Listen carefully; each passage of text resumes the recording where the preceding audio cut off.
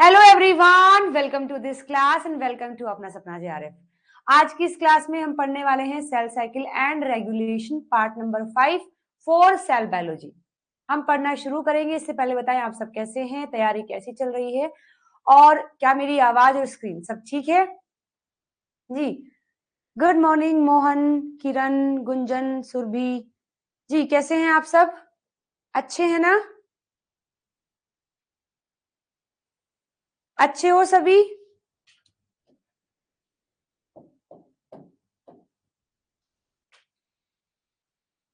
Good morning Rumi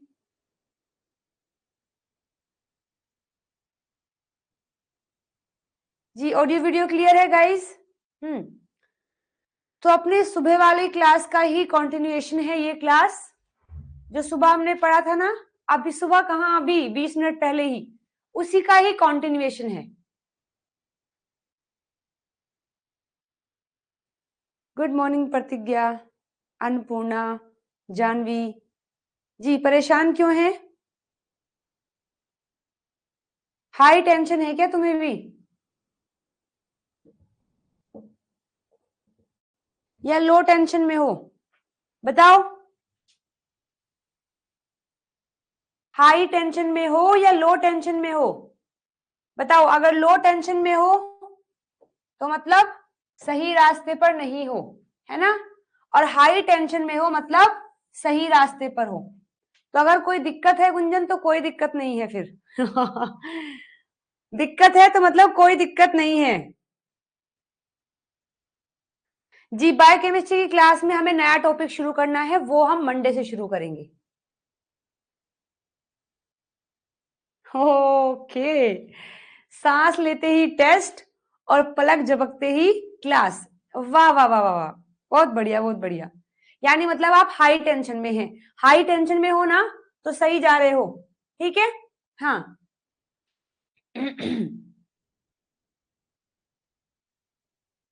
high से भी high है तो तुम और ज्यादा सही हो। Good morning Nikita. सो अपनी जो बायोकेमिस्ट्री का नया टॉपिक है रेस्पिरेशन, वो मंडे से शुरू होगा। मैं सोच रही थी कि सेल साइकिल वाला पार्ट जो है वो आपका आज खत्म हो जाए, ताकि संडे में कल आप इसकी तैयारी कर सकें और फिर मंडे में हम इसके क्वेश्चन प्रैक्टिस कर लेंगे और बायोकेमिस्ट्री में नया टॉपिक रेस्पिरेशन शुरू करेंगे, ठीक है? हेलो कोमल।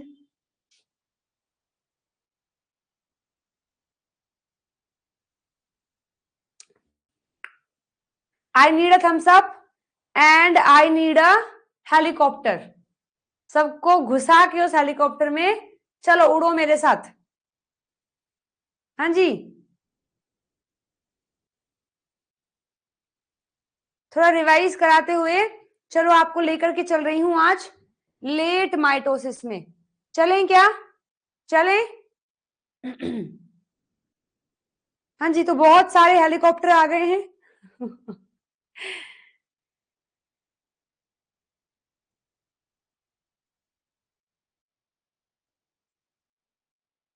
जो हैं बहुत सारे हेलीकॉप्टर आ गए हैं। सब अपनी आपकी जिम्मेदारी लेते हुए अपनी अपनी सीट पर बैठ जाएं, रिवाइज करते हुए चलेंगे और फिर मैं आपको लेकर के चलूंगी लेट माइटोसिस में, ठीक है? हाँ हाँ, लेट माइटोसिस में चल के लेट तक रुकेंगे मैम। नहीं, जल्दी ही, डोंट वरी, जल्दी ही आपको लैंड करा दूंगी, टेंशन ना लो बस, ठीक है? भरोसा रखो अपने पायलट पर और शांति से जो अपना आसपास का माहौल है, आसपास के जो बादल वगैरह हैं, उन सबको महसूस करो।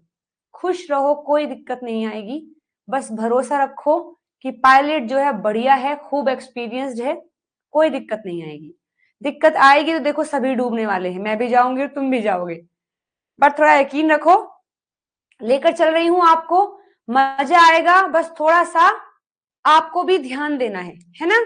चलिए फिर, चलो फिर करें शुरू। तो अभी हमने पढ़ा लास्ट क्लास में लो टेंशन एंड हाई टेंशन, क्योंकि क्योंकि हमें इस तरीके का चाहिए। बाई ओरिएंटेशन चाहिए हमें, तभी चीजें अच्छे से सेपरेट होंगी। बाई ओरिएंटेशन के लिए जरूरी है मतलब बाई ओरिएंटेशन हो गया है, कौन इंडिकेशन देगा? High tension. यहां हाई टेंशन होगी, यहां लो टेंशन, यहां भी लो टेंशन, और यहां पता ही नहीं कैसी ही टेंशन होगी। लो हाई यहां ठीक नहीं रहेंगी चीजें, ठीक है। तो यहां काफी ज्यादा टेंशन रहेगी, जिस वजह से आउटर काइनेटोकोर इनर काइनेटोकोर से खूब दूर चला जाता है, क्योंकि टेंशन है तो खिंच रहे हैं। अब इससे फायदा ये है कि जो अपना एरोरा बी काइनेज है NDC80 से दूर हो जाता है, वो फोस्फेट ऐड नहीं कर पाएगा। फोस्फेट नहीं ऐड करेगा तो अपने NDC80 माइक्रोट्यूब्यूल से कनेक्टेड रहेंगे। इन केस अगर हाई टेंशन नहीं है, यानी सही अरेंजमेंट नहीं हुआ है, तो लो टेंशन है, लो टेंशन की वजह से ये खिंच नहीं पाते हैं, तो अपना जो आउटर काइनेटोकोर है वो इनर के पास में रहता है, और इनर पर लगे हुए हैं एरोरा बी काइनेज, जो इस पर फोस्फेट को ऐड कर देते हैं, एंड फोस्फेट की एडिशन की वजह से वो वहां से डिसइंटीग्रेट हो जाएंगे, मतलब वो वहां से फिर हट जाते हैं, ठीक है। तो लो टेंशन हाई टेंशन जरूरी है। इसके बाद आपने देख ली है एम्फिटेलिक, दोनों साइड कनेक्शन। मोनोटेलिक नाम से इंडिकेशन है केवल एक साइड कनेक्शन। सिंटेलिक नाम से इंडिकेशन है सेम साइड से आएंगे, दोनों स्पिंडल फाइबर सेम साइड से आएंगे, यानी सिंटेलिक। एंड मीरोटेलिक, दोनों तरफ से कनेक्शन हो गया है, लेकिन एक सेंट्रोसोम ने दोनों को ही कनेक्ट कर लिया है। तो सबसे हाई टेंशन यहां रहती है, तो चीजें ठीक काम करेंगी, पता लग जाएगा माइक्रोट्यूब्यूल्स को और NDC80 को भी कि सही कनेक्शन हुआ है। ये सब होता है आपका अर्ली माइटोसिस में। क्या क्या हुआ अर्ली माइटोसिस में? हमारे जो MCDKs हैं उन्होंने अपनी कॉन्सेंट्रेशन को बढ़ा दिया। जो एम फेज वाले CDK साइक्लिन है, उनके पूरा कॉम्प्लेक्स बनने के बाद वो अपना ही अप रेगुलेशन करते हैं bye activating the CDC25 and by inhibiting the V1 and PP2A, उनको इनहिबिट करेंगे, CDC25 को एक्टिव करेंगे, अपनी कॉन्सेंट्रेशन बहुत बढ़ा लेते हैं। क्यों बढ़ा रहे हैं?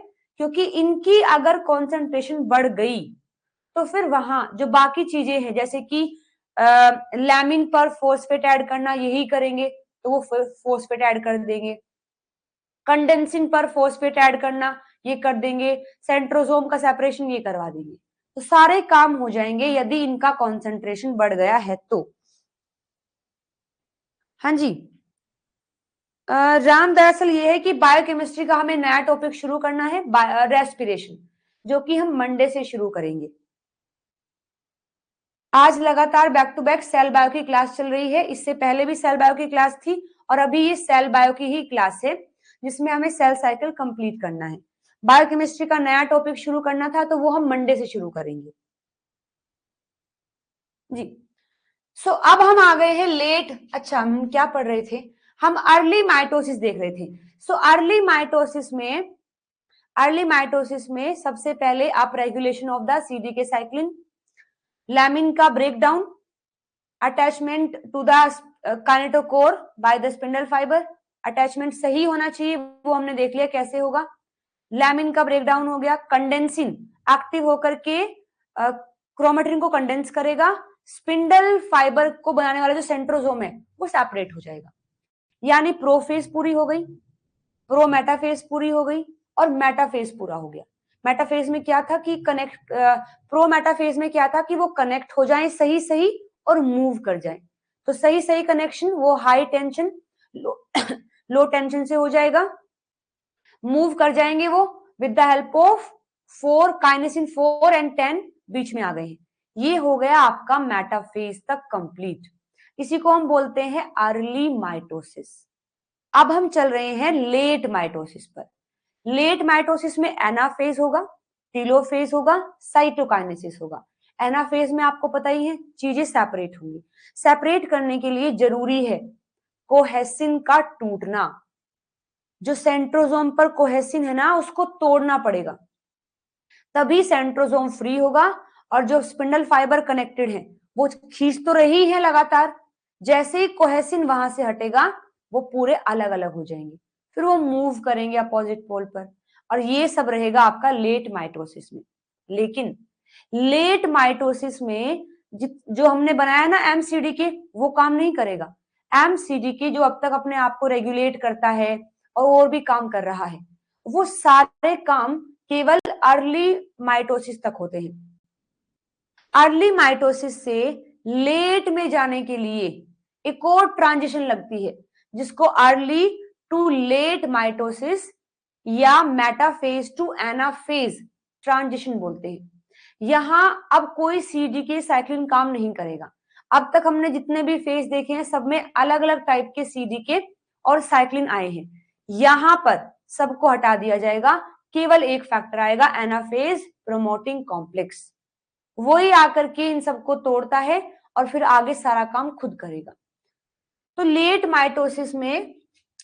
माइटोसिस को आप मेटाफेज टू एनाफेज ट्रांजिशन भी कह सकते हैं।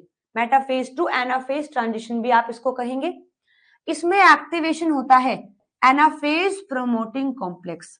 जैसे हर फेज के लिए अलग अलग थे ना, ऐसे ही एनाफेज के लिए एनाफेज प्रोमोटिंग कॉम्प्लेक्स बनता है। ये क्या क्यों जरूरी है? ये एनाफेज प्रोमोटिंग कॉम्प्लेक्स क्यों जरूरी है? अच्छा, आपको एससीएफ याद है क्या? एससीएफ था, है ना, एनाफेज प्रोमोटिंग कॉम्प्लेक्स। स्टार्टिंग के जो दो साइक्लिन है डी एंड ई, वो तोड़े हैं एससीएफ ने।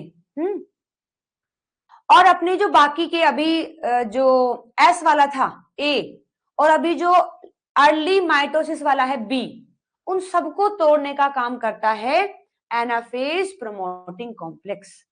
तो ये आकर के पहले तो उन्हें खत्म करेगा, है ना, और फिर आकर के एक और जरूरी काम करता है, सिक्यूरिन को, और सिक्यूरिन को भी तोड़ता है। साइक्लिन एस फेज वाले और अर्ली एम वाले, उन्हें तो तोड़ेगा ही, साथ में सिक्यूरिन एक और है उसे भी तोड़ता है, क्योंकि सिक्यूरिन के तोड़ने से सैपरेज एक्टिव हो जाते हैं, और सैपरेज ही सेंट्रोमियर वाले कोहेसिन को तोड़ते हैं ताकि वो अलग अलग हो जाए, क्रोमोसोम या फिर जो क्रोमेटिड है वो अलग अलग हो जाए। ठीक, तो यहां पर द एनाफेज प्रमोटिंग कॉम्प्लेक्स साइक्लोसोम यानी कि APCC trigger the metaphase two anaphase transition. Metaphase से एनाफेज में तभी ट्रांजिशन होगा जब एनाफेज प्रमोटिंग कॉम्प्लेक्स का कॉन्सेंट्रेशन सेल में बढ़ता है। होता क्या क्या है लेट माइटोसिस में? सबसे पहले सिस्टर क्रोमेटिड का सेपरेशन और break down of S phase वाले और एम फेज वाले साइक्लिन, ताकि आगे चीजें ठीक चलती रहे, जो आगे वाली जीवन आएगी ना वो स्टेबल रहे, इसके लिए इनका टूटना यहीं पर जरूरी है। तो ये दो मेन काम लेट माइटोसिस में होते हैं। सो माइटोसिस को आपको पता ही है, हमने दो पार्ट में डिवाइड की थी, early mitosis and let mitosis. Early mitosis में G2 से M का ट्रांजिशन लगता है। अर्ली माइटोसिस में जाने के लिए G2 से M का ट्रांजिशन चलता है, जबकि लेट माइटोसिस में जाने के लिए मेटाफेज टू एनाफेज ट्रांजिशन चलता है। अर्ली माइटोसिस में प्रोफेज, प्रोमेटाफेज, मेटाफेज आते हैं, जिसको एम साइक्लिन सीडीके करवाते हैं, और आपके लेट माइटोसिस में एनाफेज, टीलोफेज, साइटोकाइनेसिस, जिसको एनाफेज प्रमोटिंग कॉम्प्लेक्स करवाएगा। फिर मेटाफेज टू जो एनाफेज ट्रांजिशन है, इसके लिए आता है आपका एनाफेज प्रमोटिंग कॉम्प्लेक्स। देखो ये क्या करता है, जो की रेगुलेटर है आपके मेटाफेज टू एनाफेज के लिए वो है एनाफेज प्रमोटिंग कॉम्प्लेक्स, और इसको साइक्लोसोम भी बोलते हैं। A member of the ubiquitin ligase family of enzyme. ये किसका मेंबर है? ये उस फैमिली का मेंबर है जो दूसरे प्रोटीन पर यूबिक्विटिन लगाते हैं। Catalyse the ubiquitination and destruction by two major protein. ये क्या करेगा? दो मेजर प्रोटीन का डिस्ट्रक्शन करवाएगा। पहला तो है securin. Its destruction in metaphase activate a protease that separate the sister chromatid pair. तो सिक्यूरिन को तोड़ेगा। एंड एस फेज और एम फेज वाले साइक्लिन इसके दूसरा टारगेट होते हैं। पहला टारगेट तो है सिक्यूरिन, दूसरा टारगेट है एस और एम फेज वाले cyclin of the APC. Destroying these cyclin interact most CDKs in the cell. This inactivation is required for the completion of M phase. ये जरूरी है, जब तक ये नहीं टूटेंगे ना दोनों, तब तक एम फेज पूरा नहीं कहलाएगा, including the final step in the mitosis and then the cytokinesis. APC activity increase in mid mitosis and remain high through the G1. तो mid mitosis यानी late mitosis में, late in the sense कि metaphase से आप anaphase में जा रहे हैं, वहां पर ये एपीसी की एक्टिविटी बढ़ जाती है और कब तक रहेगी? लेट जीवन तक रहती है, लेट जीवन तक ये रहेगा। Activation depend primarily on the association with one और टू एक्टिवेटिंग सब यूनिट। दो सब यूनिट हैं, प्रोटीन तो सेम है एपीसी ही, लेकिन उसको एक्टिव करने के लिए दो अलग अलग प्रोटीन आते हैं, CDC20 एंड CDH1। अलग अलग टाइम पर अलग अलग प्रोटीन आते हैं, जैसे देखेंगे। सो एक्टिवेशन जो है एनाफेज प्रमोटिंग कॉम्प्लेक्स का, ये दो यूनिट पर डिपेंड करता है, CDC20 पर एंड CDH1 पर। तो कैसे काम करेगा? The two anaphase promoting complex activator subunit interact sequentially with the APC. इसमें CDC20 पहले एक्ट करती है ना, जैसे ही मेटाफेज से एना में जा रहे हैं ना, तो सबसे पहले CDC20 बाइंड करता है इन मेटाफेज, ताकि सिक्यूरिन और साइक्लिन का डिस्ट्रक्शन हो जाए और अपने क्रोमोसोम सेग्रीगेट हो जाए। जैसे ये काम हो जाता है, तुरंत CDC20 रिप्लेस हो जाता है CDH1 से, फिर उस पर CDH1 बाइंड कर लेता है, और CDH1 के साथ जब एनाफेज होता है, एनाफेज प्रमोटिंग कॉम्प्लेक्स, तो ये लेट माइटोसिस और जीवन तक बना रहता है, ये इंश्योर करने के लिए कि कोई भी साइक्लिन ना बने जब तक ये डिसाइड ना हो जाए कि सेल को आगे डिवाइड करना है। सो अपना एनाफेज प्रमोटिंग कॉम्प्लेक्स मेटाफेज से जब आप एनाफेज में जा रहे होते हैं तो कनेक्ट रहता है CDC20 से। दो काम मेन है, सिक्यूरिन को तोड़ना, साइक्लिन को तोड़ना। जैसे ये दोनों काम हो जाएंगे तब ये CDC20 यहां से हट जाएगा, फिर CDH1 कनेक्ट हो जाएगा। CDH1 लास्ट के माइटोसिस तक और जीवन तक बना रहेगा। ये दो यूनिट हैं। डायग्राम से अगर देखें तो ये देखिए, डायग्राम में आप देखेंगे कब किससे कनेक्टेड है। ये देखिए, ये है मेरा एम फेज वाला CDK साइक्लिन, ठीक। तो ये क्या करता है कि यहाँ जो APC है, एनाफेज प्रमोटिंग कॉम्प्लेक्स, वो फिलहाल इनएक्टिव है। इनएक्टिव इसलिए है, इसकी जो सब यूनिट है CDC20, वो फिलहाल एक्टिवेटिंग जो सब यूनिट है वो आकर के यहाँ बाइंड नहीं कर सकती अभी, क्योंकि पहले हमें APC को फोस्फोराइलेट करना पड़ेगा। तो ये जो एम साइक्लिन CDK है ना, ये हर जगह तो फोस्फेट ऐड कर रहे हैं, कहाँ कहाँ ऐड किया फोस्फेट? CDC25 पर, V1 पर, है ना, ग्रेट वॉल काइनेज पर, और अपने लैमिन प्रोटीन पर, कंडेंसिन पर, सब पर फोस्फेट ऐड कर रहे हैं। इन्होंने लगे हाथ APC पर भी फोस्फेट ऐड कर दिया, लेकिन ये भाई साहब समझ नहीं पाए कि सब पर फोस्फेट ऐड किया, सबने हमारी मदद की है, लेकिन एक फोस्फेट गलती से गलत ऐड हो गया, वो हमारे विनाश का कारण बनेगा। देखो कैसे, अब तक ये सब पर फोस्फेट ऐड करते हुए आए हैं बड़ी समझदारी के साथ कि सब इन्हीं की कॉन्सेंट्रेशन बढ़ाएंगे, है ना, लेकिन एक फोस्फेट गलती से इन्होंने ऐड कर दिया एनाफेज प्रमोटिंग कॉम्प्लेक्स पर। जैसे यहाँ फोस्फेट ऐड हुआ, तुरंत ये जो सब यूनिट है इसका कंफर्मेशन एफिनिटी इसके साथ बढ़ गई, वो आकर के देखो बाइंड कर गई। अब ये बन गया एक्टिव एनाफेज प्रमोटिंग कॉम्प्लेक्स। अब ये भाई साहब सबसे पहले यूबिक्विटिन इसी पर आकर के ऐड कर देते हैं और लो बस चलो अपना काम खत्म। अब ये हो गए डिग्रेड, अब ये हो गए हैं डिग्रेड। और इसीलिए जब आप मेटा से एना में जाते हैं ना, और मैंने आपको बताया था कि साइक्लिन टूटता है, वो साइक्लिन इसी वजह से टूटा है, क्योंकि एनाफेज प्रमोटिंग कॉम्प्लेक्स को यही बनाते हैं, मतलब एक्टिव करवाते हैं, और जब ये फुल्ली एक्टिव हो जाता है ये आकर के इसी को तोड़ देते हैं। ये है, ये पूरा मैकेनिज्म है। तो सबसे पहले CDC20 बाइंड करता है, सबसे पहले CDC20 बाइंड करता है, बट अभी नहीं कर पाएगा जब तक इस पर फॉस्फेट नहीं ऐड होगा। फॉस्फेट ये ऐड करेंगे, ये एक्टिव हो जाएगा, फिर ये एक्टिव होकर के इसी पर ही यूबिक्विटिन ऐड करके इसी को डिग्रेड करवा देता है। तो एम साइक्लिन जो है डिग्रेड हो जाएंगे। देन अब फिर ये जो सिक्यूरिन है उसे भी तोड़वाएगा। इतना काम तो कर दिया, अब जो सिक्यूरिन है उसे भी ब्रेक डाउन कराएंगे। तो जैसे यहाँ एक बार और देख लीजिए, एपीसी फिलहाल जो एपीसी है वो अपना जो एबीसी है फिलहाल इनएक्टिव है ना, इनएक्टिव है। एमसीडीके ने इस पर लगाया फॉस्फेट, ये हो गया एक्टिव। एक्टिव ऐसा कि CDC20 इससे बाइंड कर गया है, CDC20 इससे कर गया बाइंड, तो ये पूरा फेज पूरा एक्टिव हो गया। एनाफेज आ जाएगी, एनाफेज आते ही ये जो है ये क्या करता है, इसी को डिग्रेड करवा देगा पहली बात तो। अब एक काम और होता है यहीं पर, देखो ये हर जगह फॉस्फेट ऐड कर रहा है, इसने लगे हाथ इस पर भी फॉस्फेट ऐड कर दिया, लगे हाथ इसने एक जगह और फॉस्फेट ऐड किया, कहाँ, CDH1 पर फॉस्फेट ये ऐड करता है। हमने कहा ना कि एनाफेज प्रमोटिंग कॉम्प्लेक्स से दो चीजें कनेक्ट हो सकती है, CDC20 एंड CDH1।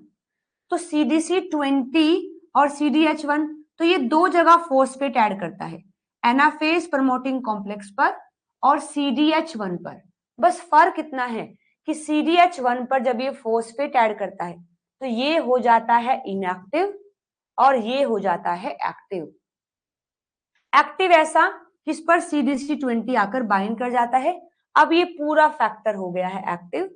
अब ये एनाफेज का ऑनसेट करवाएगा, मतलब एनाफेज में सेल आ जाएगा।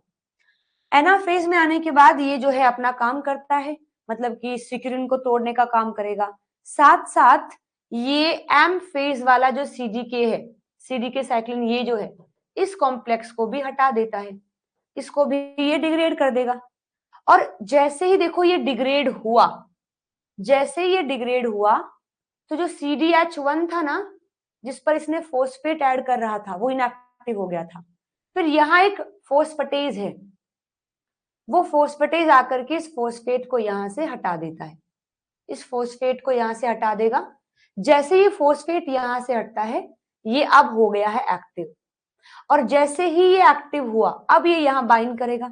देखो फिर से एक बार फिर से मैं कनेक्ट करना चाहूंगी, ये था अपना एपीसी, ये है अपना एम साइक्लिन MCDK, ये दो जगह फॉस्फेट ऐड करते हैं, एपीसी पर और CDH1 पर, लेकिन इसका इफेक्ट अलग अलग हुआ। एपीसी पर फॉस्फेट ऐड हुआ तो ये एक्टिव हो गया, और यहां CDH1 पर फॉस्फेट ऐड हुआ तो ये हो गया इनएक्टिव, ये हो गया इनएक्टिव। ठीक, जैसे ही एपीसी पर फॉस्फेट लगा इसकी एफिनिटी बढ़ जाती है CDC20 के साथ। CDC20 तभी एपीसी से बाइंड करेगा जब इस पर फॉस्फेट लगा होगा।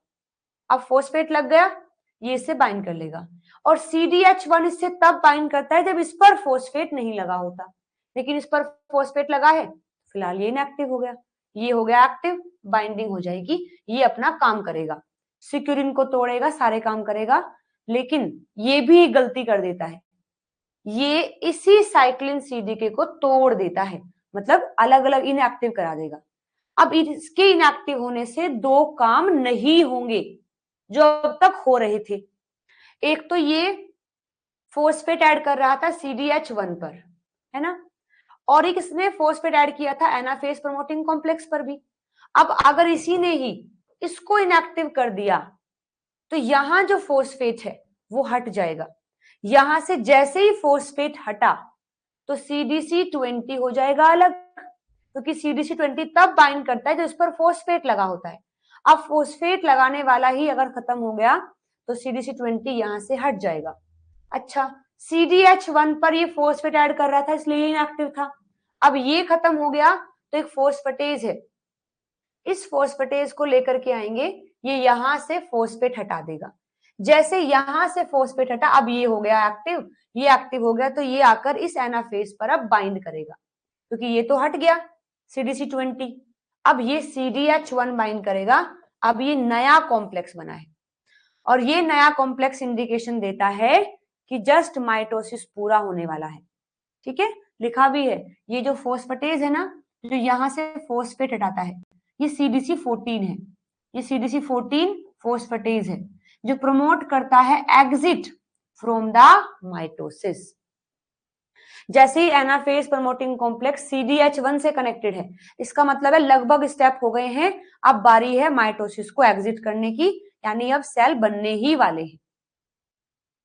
Done everyone? जी डन।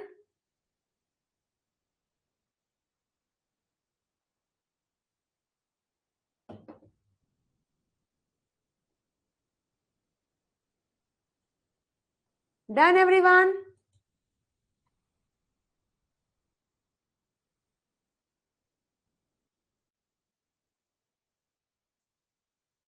चलो जी, मैं उम्मीद करती हूं आप ये पार्ट समझ गए होंगे, ये वाला है ना, ये पार्ट आप समझ गए होंगे। इसमें CDC14 को इस्तेमाल किया गया है, तो ये मैकेनिज्म रहता है।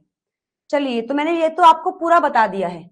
अब बता देती हूँ कि एनाफेज प्रोमोटिंग कॉम्प्लेक्स जब CDC20 से कनेक्टेड है ना, तब उसने दो काम किए हैं। एक तो साइक्लिन को तोड़ दिया, एक सिक्यूरिन को भी तोड़ता है। अब ये सिक्यूरिन का क्या केस है, ये देखिए, हमें एनाफेज में अपनी सिस्टर क्रोमेटिड अलग अलग करनी है। कैसे होंगी अलग अलग? अलग अलग कैसे होंगी, ये देखो, एनाफेज प्रमोटिंग कॉम्प्लेक्स है, CDC20 इससे कनेक्ट हो गया है।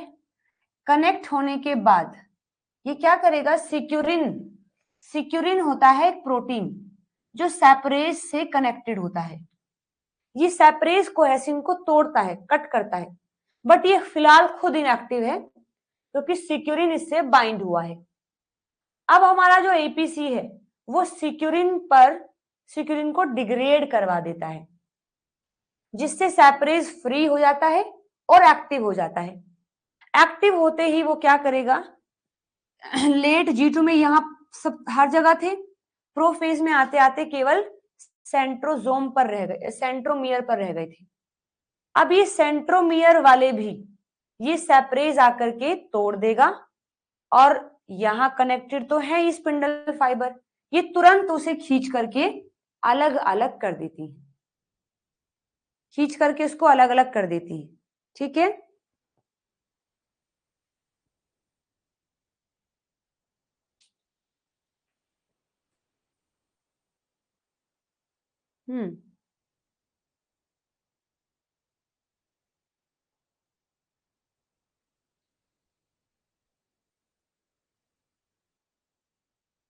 जी नाम बहुत हार्ड है, अब क्या करें, पढ़ना तो पड़ेगा ना।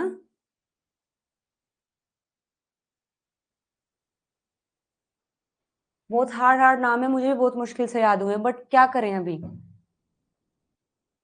अब ये उड़ता हुआ तीर हाथ में लिया है तो संभालना तो पड़ेगा ही ना। अब CSIR नेट की तैयारी शुरू करी है तो पढ़ना तो पड़ेगा। अब ये सारे नाम जो है बहुत हार्ड हैं, बट क्या करें, सारे पढ़ने पड़ेंगे, और सभी से क्वेश्चन आए हैं। जब मैं आपको मंडे में क्वेश्चन करवाऊंगी ना, तब देखना आप लोग, जो जो पॉइंट में पढ़ा रही हूं ना, हर पॉइंट से क्वेश्चन आया है, हर पॉइंट से। और ये ऐसा टॉपिक है आपका जिससे हर बार क्वेश्चन बनेंगे, और इन्हीं पॉइंट से क्वेश्चन बनेंगे। सो मेक श्योर याद करिए अच्छे से। ठीक है, ये तो मैं बता रही थी ना आपको, सिक्यूरिन सेपरेज आ गए हैं। तो स्ट्रक्चर याद है आपको कोहेसिन की? स्ट्रक्चर याद है कोहेसिन की? SMC1, SMC3 और SCC1 इसको कनेक्ट कर रहे थे। अब ये जो अपना APC है, ये आकर के सेपरेज को सिक्यूरिन से हटा देता है, तो सेपरेज हो गया अपना फ्री। सेपरेज आकर के इसी SCC1 को हटा देता है, और जैसे ही SCC1 हटता है तो ये दोनों जो है अलग अलग हो गए। अलग अलग हो गए हैं अगर, तो बस अब आसानी से इन जो क्रोमेटिड है उनको भी अलग कर दिया जाएगा। उनको भी अलग कर दिया जाएगा। तो ये मैकेनिज्म है जो एनाफेज प्रमोटिंग कॉम्प्लेक्स करवाता है और फिर सैपरेज आकर के तोड़ने का काम करता है। डन। तो बस जो बात मैंने आपको पढ़ाई है वो यहीं पर सारी लिखी है, इसे एक बार आप रीड आउट करेंगे। बस ये था आपका एनाफेज। एनाफेज में बस इतना ही खास हुआ कि एनाफेज प्रमोटिंग कॉम्प्लेक्स CDC20 से कनेक्ट हो गया। CDC20 से कनेक्ट होकर के वो सिक्यूरिन को डिग्रेड कराता है ताकि सैपरेज एक्टिव हो जाए। सैपरेज आकर के SCC1 को तुड़वा देते हैं ताकि वो दोनों क्रोमेटिड अलग अलग हो सके।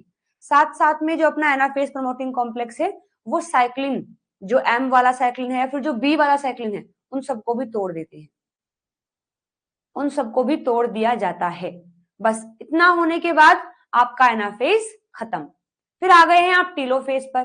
पता ही है टीलोफेज में तो क्या होना है, just reverse of the prophase, यानी क्रोमोसोम का डीकंडेंसेशन, न्यूक्लियर मेम्ब्रेन का रीफॉर्मेशन, माइटोटिक स्पिंडल का disassemble, just opposite to the prophase. बस एक नया काम ये होता है, कॉन्ट्रेक्टाइल रिंग बननी यहां शुरू हो जाती है। तो अब एक बात देखो आप, क्रोमोसोम का कंडेंसेशन, क्रोमोसोम का कंडेंसेशन सॉरी क्रोमेटिन का कंडेंसेशन कंडेंसिन ने करवाया था।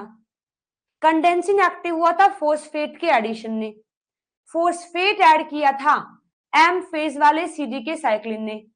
अब अगर M फेज वाले CD के साइक्लिन ही नहीं रहे तो कंडेंसिन भी इनएक्टिव हो जाएगा। कंडेंसिन इनएक्टिव हो गया तो फिर हमारा जो क्रोमोसोम है वो हो जाएंगे डीकंडेंस।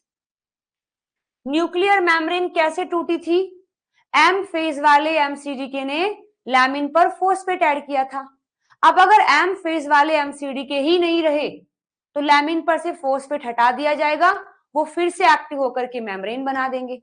तो सारा खेल यही है कि अपना जो MCDK था ना, MCDK क्या कर रहा था, कंडेंसिन को एक्टिव कर रहा था जिससे क्रोमेटिन क्रोमोसोम बन गए थे। लैमिन को फोस्फोराइलेट कर रहा था जिससे न्यूक्लियर मेम्ब्रेन ब्रेक डाउन हो गई थी और माइटोटिक स्पिंडल की असेंबली करवा रहा था।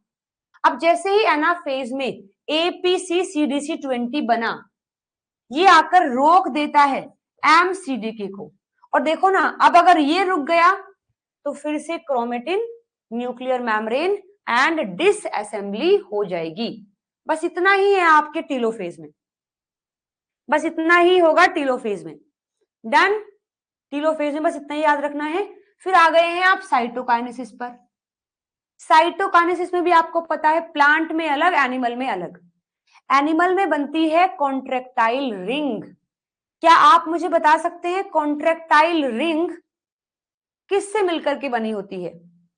कॉन्ट्रेक्टाइल रिंग जो है वो किससे मिलकर के बनी है, बता सकते हो क्या?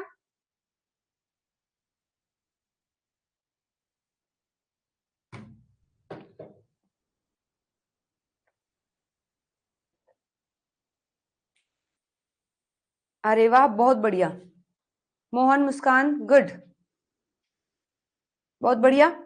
Actin, actin and myosin 2।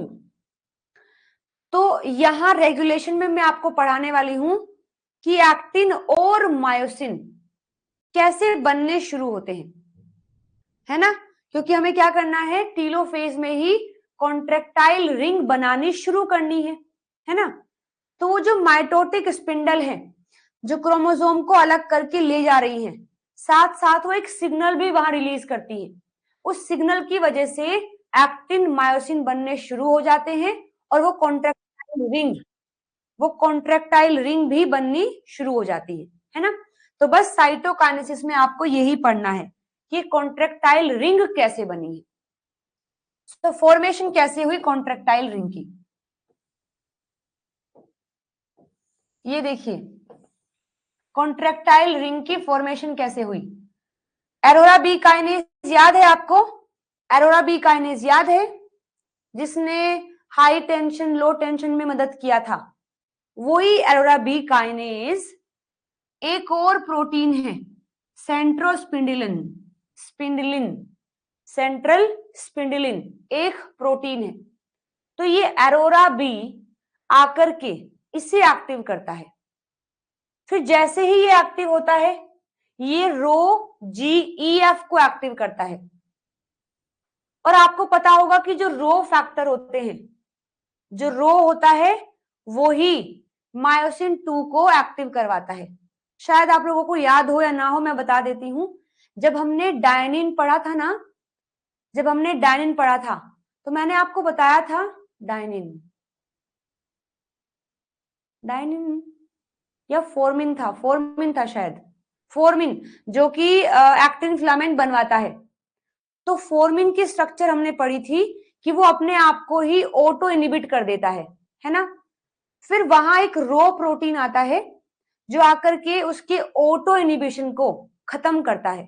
फिर वो एक्टिव होकर के जो अपने एक्टिन के फिलामेंट है उन्हें बनवाना शुरू करता है ना।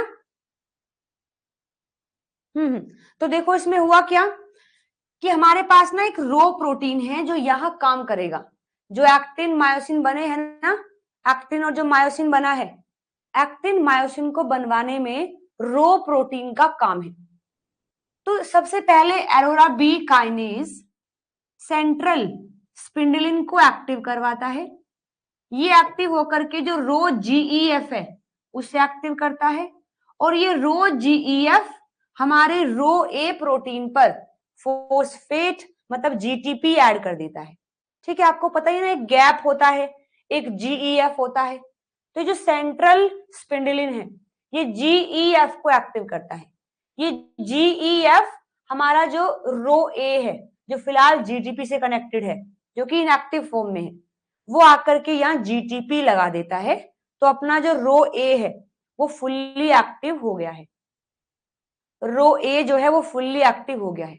अब ये क्या करेगा, ये रो जो है रो ए ये फोर्मिन को एक्टिव कराता है। फोर्मिन की स्ट्रक्चर हमने देखी थी जो अपने आप को ऑटो इनिबिट करके रखता है।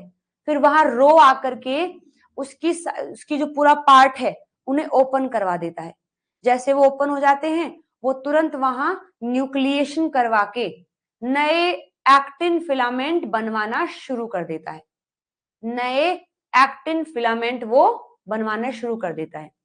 तो ये फोर्मिन को एक्टिव करेगा। जैसे ही फोर्मिन एक्टिव होगा फोर्मिन एक्टिन फिलामेंट की फॉर्मेशन करवाएगा, है ना। साथ साथ यही रो ए एक काम और करता है, ये रोक को जो कि रो एसोसिएटेड काइनेज है इंक्लूडेड द रोक, ये इनको एक्टिव कराता है।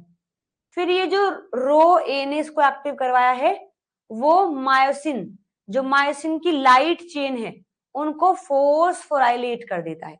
मायोसिन की जो लाइट चेन होती है उनका फोस्फोराइलेशन जरूरी है। तो ये क्या करेगा, ये जो रो एसोसिएटेड काइनेज है, मतलब कुछ ऐसे काइनेज है जिनको रो ने एक्टिव कर दिया है। अब ये काइनेज फोस्फेट ऐड करते हैं हमारे मायोसिन की लाइट चेन पर। साथ साथ अगर ये फोस्फेट हट गया तो ये इनएक्टिव हो जाएंगे। तो साथ साथ वो मायोसिन जो फोस्फेटेज है उसको रोक भी देते हैं, ताकि मैं ये जो यहाँ फोस्फेट लगा रहा हूं वो फोस्फेट ये फोस्फेटेज हटा ना दे। तो आकर के ये इसे भी इनएक्टिव कर देता है। एंड फाइनली फोर्मिन बनाता है एक्टिन फिलामेंट और लाइट चेन पर फोस्फेट लगने से हमारा मायोसिन 2 भी हो जाएगा एक्टिव। दोनों कनेक्ट करके बनाते हैं कॉन्ट्रैक्टाइल रिंग। ठीक है, एक बार फिर से देखो। सबसे पहले टीलोफेज में एरोरा बी काइनेज जो अभी काम करके आया है, क्या काम करके आया है, सेपरेशन ऑफ द क्रोमेटिड करवा के आया है। यही एरोरा बी काइनेज सेंट्रल स्पिंडलिन को एक्टिव करता है। ये सेंट्रल स्पिंडलिन एक्टिव होने के बाद रो GEF को एक्टिव करती है। रो GEF रो ए पर से GDP हटाकर GTP ऐड कर देता है। जैसे ही रो ए GTP फॉर्म में आता है वो एक्टिव हो जाता है। वो एक्टिव होकर के पहले फोर्मिन को एक्टिव करता है और फोर्मिन बनाता है एक्टिन फिलामेंट। साथ में वो रो एसोसिएटेड काइनेज को एक्टिव करता है। ये काइनेज दो जगह फॉस्फेट ऐड करते हैं, एक तो अपनी जो मायोसिन सेकंड की लाइट चेन है वहां पर, और वहां एक और जो है मायोसिन फोस्फेटेज, वहां पर भी फॉस्फेट ऐड करता है। मायोसिन फोस्फेटेज पर फॉस्फेट ऐड होने से वो इनएक्टिव हो जाता है, और वो इनएक्टिव करना जरूरी है ताकि वो फॉस्फेट न हटा दे लाइट चेन पर से, और साथ साथ में वो लाइट चेन पर फॉस्फेट लगाता है। जैसे ही लाइट चेन पर फॉस्फेट लगता है, हमारा मायोसिन 2 भी एक्टिव हो जाता है। तो इधर एक्टिन बन गए, इधर मायोसिन एक्टिव हो गया, दोनों मिलकर के कॉन्ट्रैक्टाइल रिंग की फॉर्मेशन करते हैं, जिससे क्लीवेज फ्रो बनता है। और जैसे जैसे रिंग और ज्यादा बनती रहती है, वो जो फुरो है वो और डीप आता रहेगा, और फाइनली वहां मिड बॉडी बन जाएगी। फिर मिड बॉडी को सीवियर करके दोनों सेल को अलग अलग कर दिया जाएगा। तो ये मैकेनिज्म है हमारे एक्टिन फिलामेंट का एसोसिएशन एंड कॉन्ट्रैक्टाइल रिंग की formation. Done everyone. Contractile ring की फॉर्मेशन कैसे होगी, कौन करवाएगा? तो यहां भी सेंट्रल रोल है आपके, यहां भी सेंट्रल रोल है रो का, ठीक है जी। आगे देखिए अभी नेक्स्ट, अब हम आ गए हैं सेल साइकिल के चेक पॉइंट पर, यानी बात ये सारी चीजें जो हैं हो गई हैं। माइटोसिस हमने कंप्लीट पढ़ लिया है। अब मैं आपको लेके चल रही हूं सेल साइकिल के चेक पॉइंट पर, जो आपको याद होगा स्टार्टिंग में मैंने बताया था। ये चेक पॉइंट ऐसे होते हैं, अगर सब चीजें सही हैं तो सब होता रहेगा। जो अब तक हमने पढ़ा ना, वो सब तब होता है जब आसपास कोई दिक्कत नहीं है। तो ये सब होता है जो अभी हम पढ़ के आए हैं। लेकिन इन केस कहीं पर कोई दिक्कत हो गई है, डीएनए डैमेज हो गया है, फेवरेबल कंडीशन नहीं है, कोई इंफॉर्मेशन नहीं आई है, तो जो चेक पॉइंट थे ना हर जगह, वो एक्टिव हो जाते हैं। जब चीजें सही हैं तब वो कुछ नहीं कहेंगे, काम होता रहेगा। इन केस कहीं पर कोई भी दिक्कत है, ये चेक पॉइंट सेंस करके कुछ चीजें एक्टिव कराते हैं, और वो फैक्टर एक्टिव होकर के इन सभी सेल साइकिल के इवेंट्स को रोक देते हैं, जब तक उस प्रॉब्लम का समाधान नहीं हो जाता है। उन्हें आप रखेंगे सेल साइकिल चेक पॉइंट के अंदर, ठीक है। Cell cycle checkpoint done. शुरू किया जाए, बोलिए, शुरू किया जाए चेक पॉइंट को, बताएंगे सभी? क्या मैं चेक पॉइंट को शुरू करूं? बोलो बोलो।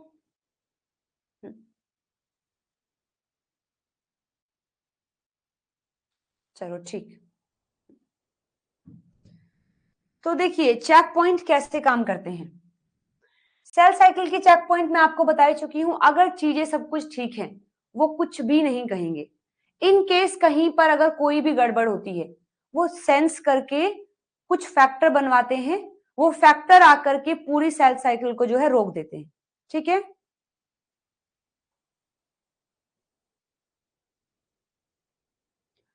नेक्स्ट यूनिट, हाँ देखिए जी, जो नेक्स्ट यूनिट है आपकी वो डेवलपमेंटल बायोलॉजी शुरू होगी, जो कि गोल्डी मैम कराएंगी, और मैं शुरू करवाऊंगी मॉलिक्यूलर बायोलॉजी। फिलहाल आपका सेल बायो चल रहा है, नेक्स्ट वीक में सेल बायो हम खत्म करेंगे। फिर सेल बायो खत्म करने के बाद जो बायोकेमिस्ट्री का पोर्शन है वो खत्म करेंगे, और जब दोनों हो जाएंगी तब हम शुरू करेंगे मॉलिक्यूलर बायोलॉजी, ठीक है।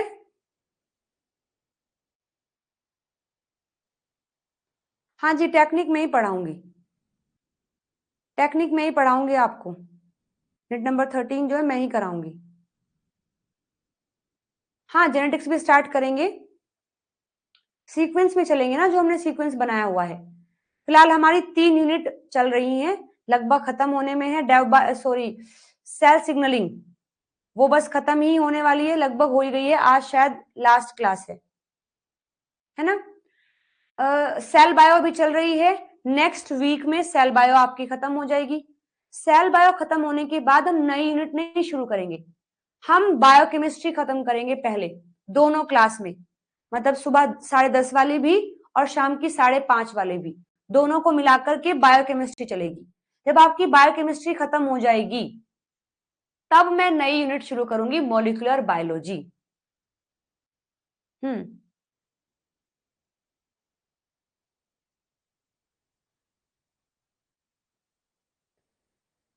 ठीक है जी। हाँ,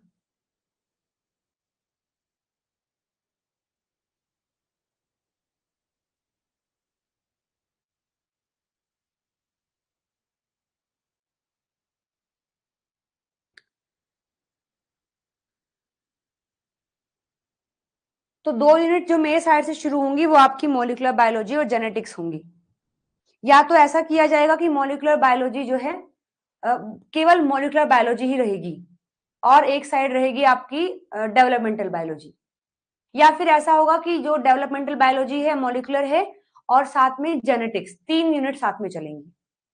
ठीक है, अकॉर्डिंगली आपको बता दिया जाएगा। हाँ हाँ।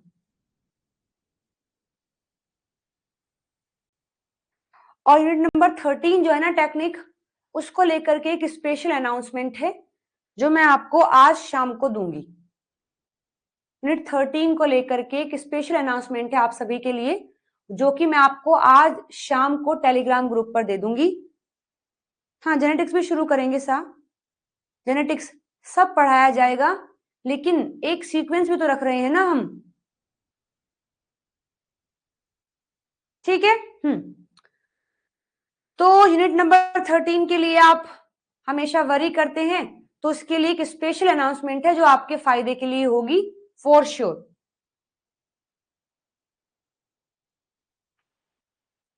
1 और 5th यूनिट तुम कर चुके हो, तो 2nd यूनिट कर लो फिलहाल। जो 2nd यूनिट है वो कर लीजिए, यूनिट नंबर 4 कर लीजिए। जब जेनेटिक्स चालू होगा तो आप सभी को बता दिया जाएगा। जेनेटिक्स कोई भी नई यूनिट शुरू होगी आपको इंफॉर्मेशन मिल जाएगी। ठीक है, तो अकॉर्डिंगली जो आपने पढ़ लिया है वो छोड़ करके जो चीजें आपने नहीं पढ़ी है और यहां हो गई है वो कर लीजिए। ठीक है, ओके। अच्छा, 1 to 5 तुम्हारी हो गई है। हाँ हाँ, पार्ट ए भी करवाएंगे।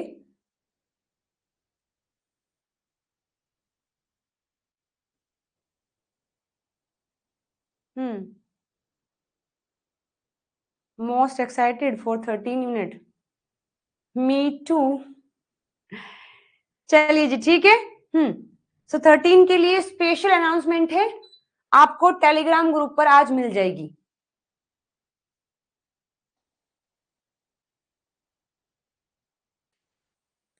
चलो शुरू करें अभी अपना topic, cell cycle checkpoint. शुरू करें अभी।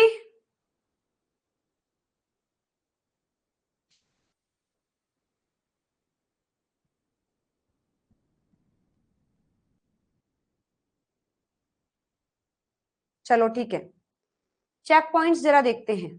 देखिए, चेक पॉइंट मैंने बताया आपको क्या करते हैं।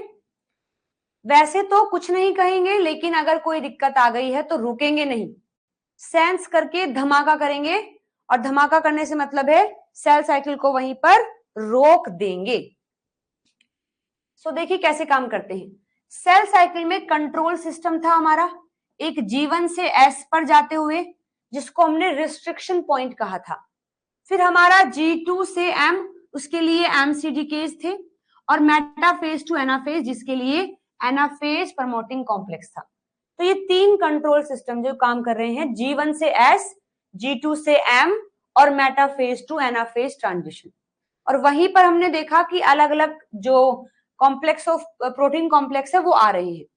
अब ये काम कैसे करेंगे, देखिए, ये मैंने आपको पहले पढ़ाया है कि अगर कोई भी दिक्कत हो जाती है, यहां पर क्या चेक करेंगे, क्या सारी कंडीशन फेवरेबल है, क्या सारे क्रोमोसोम कनेक्ट हो गए हैं स्पिंडल फाइबर से। फिर यहां पर चेक होगा कि सारा इन्वायरमेंट फेवरेबल है, क्या बाहर से सिग्नल आया है या नहीं आया है। फिर यहाँ G2 से जब M में जाते हैं, चेक करते हैं कि सारा DNA रेप्लिकेट हो गया है, डैमेज तो नहीं है। तो ये सब चीजें चेक चल रही होती हैं, और अगर ठीक है तो कोई बात नहीं, वरना तो ये चेक पॉइंट काम करेंगे। एक आपका जीवन से एस चेक पॉइंट होता है, एक डीएनए डैमेज चेक पॉइंट होता है, एक स्पिंडल असेंबली चेक पॉइंट होता है। तो जीवन से एस चेक पॉइंट का लोकेशन बिल्कुल फिक्स है कि जब सेल जीवन से एस में जा रहा होगा, जब जो चेक पॉइंट आएगा, मतलब जब जो वहां चेक करेंगे उसे आप जीवन से एस चेक पॉइंट कहेंगे। स्पिंडल असेंबली चेक पॉइंट केवल एक्टिव होता है जब मेटाफेज से एनाफेज जा रहे हैं, लेकिन डीएनए डैमेज जो चेक पॉइंट है, डीएनए डैमेज जो चेक पॉइंट है वो आपको हर स्टेज पर मिलेगा। कोई सेल G1 में हो, S में हो, G2 में हो, M में हो, G2 से M में हो, G1 से S में हो, हर जगह ये चेक पॉइंट आपको दिखाई देगा। बट ये जो दो चेक पॉइंट है इनकी लोकेशन फिक्स होती है, ये कहां पर मिलने वाले हैं। तो हाँ देखेंगे यहाँ, ये देखिए अगर आसपास के जो कंडीशन है वो फेवरेबल है, अगर ठीक है, फेवरेबल एक्स्ट्रा सेलुलर अगर इन्वायरमेंट है तो वो एक्टिव करते हैं G1 और CDK को। आपको पता ही है ना, माइटोजेंस आते हैं, वो आकर के इस पूरे पार्ट को एक्टिव करवा देते हैं। तो उसको हम G1 साइक्लिन यानी कि 4,6-D पूरा तैयार हो गया। अभी तैयार होने के बाद फिर ये आगे बनाते हैं G1 से S and CDK। In case अगर डीएनए डैमेज है तो इस चेक पॉइंट, मतलब यहां पर डीएनए डैमेज होने पर इसे रोक दिया जाएगा और एस वाले को भी रोक दिया जाएगा। अगर सब कुछ ठीक है तो ये जो साइक्लिन है, CDK है, वो इसको आगे बढ़ाएंगे और हमारा सेल एस फेज में आ जाएगा। एस फेज में आने के बाद जो फिर आप जाओगे G2 से M में आने वाले हो, वहां पर MCDK बनता है। अगर डीएनए पूरा रेप्लिकेट नहीं हुआ, डीएनए डैमेज हो गया है, तो ये चेक पॉइंट इसको रोक देंगे, ये चेक पॉइंट जो है इसको रोक देंगे। फिर अगर सब कुछ ठीक है तो वो आगे बढ़ जाएंगे, आगे बढ़ जाएंगे तो एनाफेज प्रमोटिंग कॉम्प्लेक्स बनेगा। लेकिन अगर हमारे क्रोमोसोम स्पिंडल फाइबर से अटैच नहीं किए हैं, अगर अटैच नहीं किए हैं तो एनाफेज प्रमोटिंग कॉम्प्लेक्स को रोक दिया जाएगा, वो आगे नहीं बढ़ पाएगा। सब चीजें ठीक हैं तो वो आगे बढ़ करके एम फेज को करवाएगा भी और खत्म भी करवाएगा। तो इसमें पूरा दिखाया गया है आपको कि कहीं पर कोई भी दिक्कत है तुरंत चीजें रोक दी जाएंगी। तो G1 से S चेक पॉइंट, सबसे पहले मैं आपको पढ़ा रही हूं G1 से S वाला चेक पॉइंट, ये कैसे काम करता है। अच्छा आपको याद है G1 से जब हम S में जा रहे थे तो हमारे कुछ माइटोजेंस हैं जो मदद कर रहे थे ये बताने में कि हाँ इस सेल को डिवाइड करना है, आगे जाना चाहिए। तो इसमें देखिए यहां पर देखेंगे आप तो कुछ सेम जो हमने पढ़ा है वो ही रिपीट कर दिया है कि सबसे पहले माइटोजन आए, रिसेप्टर से बाइंड किए, रेस मैप के काइनेज पाथवे चला, वो अंदर आने के बाद मिक्सी एक ट्रांसक्रिप्शन फैक्टर एक्टिव हुआ जिससे हमारे जीवन वाले CDK जो काइनेज है वो सारे कॉम्प्लेक्स बना करके एक्टिव हो गए। एक्टिव होने के बाद ये जीवन वाले CDK जो RB है उसको फोस्फोराइलेट करते हैं जिससे हमारा E2F एक्टिव हो जाता है, फ्री हो जाता है। E2F जाकर के जो G1 से S और जो S वाले साइक्लिन है उन्हें बनवाता है, बनवाने के बाद फिर वो S में जाते हैं और डीएनए का सिंथेसिस होता है। ये प्रोसेस कब होगी, जब सब कुछ चीजें ठीक हैं। लेकिन अगर इंफॉर्मेशन ही नहीं आई डिवाइड करने की तो चेक पॉइंट की तरह कौन काम करेगा। देखो ना, अगर माइटोजन ही नहीं आया, रेस मैप की काइनेज पाथवे नहीं चलेगा, जीवन वाले CDK साइक्लिन एक्टिव नहीं होंगे, तो वो RB पर फोस्फेट भी नहीं लगा पाएंगे। RB पर फोस्फेट नहीं लगा तो वो E2F को पकड़ के रखेगा। E2F अगर फ्री नहीं हुआ तो ना ही तो G1 से S में जा पाएंगे ना ही S होगा। हम चाहते भी ऐसे ही हैं। तो G1 से S वाला जो चेक पॉइंट है उसका मेन प्रोटीन RB है। हर एक चेक पॉइंट के ना कुछ मास्टर प्रोटीन है जो चीजों को रेगुलेट कर रहे हैं। G1 से जो अपना S वाला चेक पॉइंट है इसके लिए मास्टर प्रोटीन है आपका RB। जब तक सिग्नल नहीं आएगा तब तक ये RB E2F को फ्री नहीं होने देगा। E2F फ्री नहीं होगा तो चीजें कंट्रोल में रहेंगी।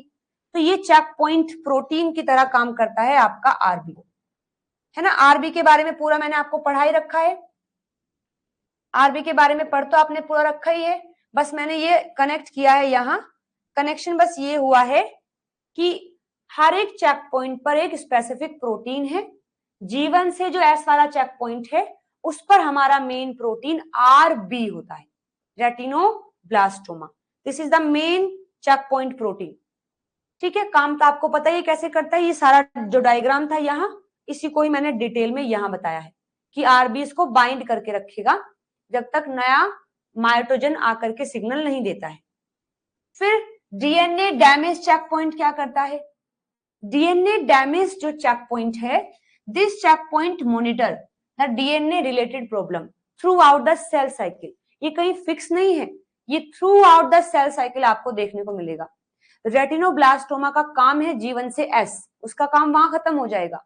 लेकिन डीएनए डैमेज जो चेक पॉइंट है वो आपको throughout the cell cycle देखने को मिलेगा, क्योंकि डीएनए का डैमेज तो कहीं पर भी हो सकता है। ठीक, अब इसके लिए भी कुछ मास्टर प्रोटीन है। इसमें आएंगे आपके एटीएम एंड एटीआर। जो यहाँ मास्टर प्रोटीन काम करते हैं इस चेक पॉइंट में, उनका नाम है एटीएम एंड एटीआर। वो डिपेंड करता है किस टाइप का डैमेज हुआ है, उस हिसाब से एटीएम एटीआर आएंगे। ये आकर के जो CH1 है, CH2 काइनेज, इनको एक्टिव करते हैं।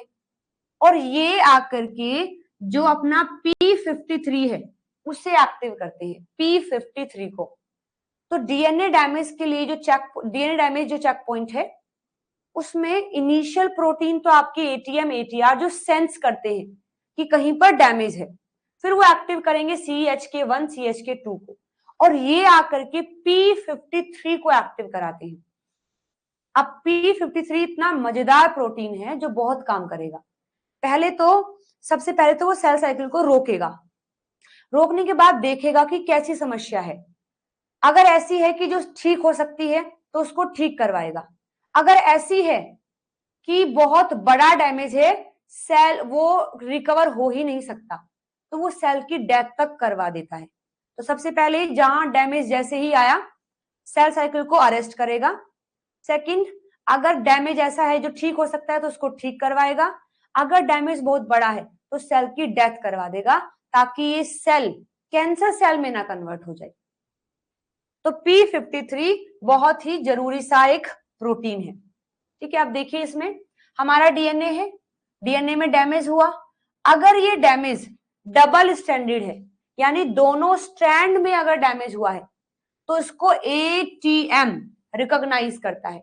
एटीएम आकर के CH2 को एक्टिव करता है, और CH2 जो CDC25 है इसे आकर के रोक देता है, ताकि सेल साइकिल अरेस्ट हो जाए। क्योंकि देखो, आपको याद होगा CDC25 ही हमारे जो साइक्लिन है, M वाले साइक्लिन CDK, उनको एक्टिव कर रहा था।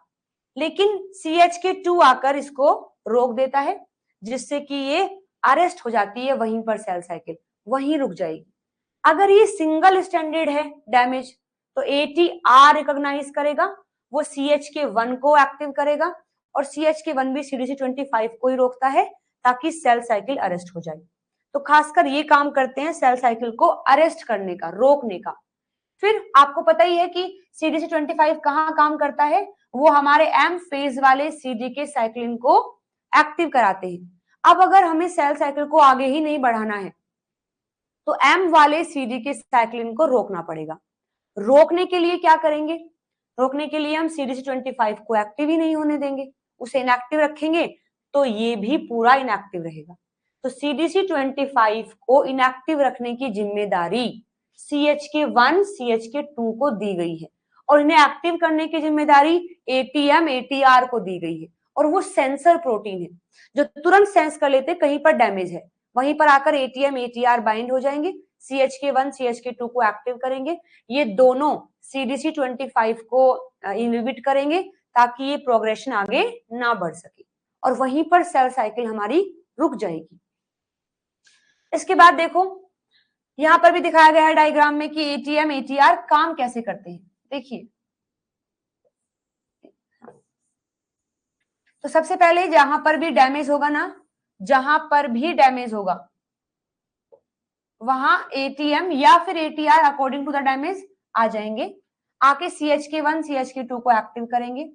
CHK1 CHK2 directly cell cycle को अरेस्ट तो करते ही हैं बाय इनहिबिटिंग द CDC25।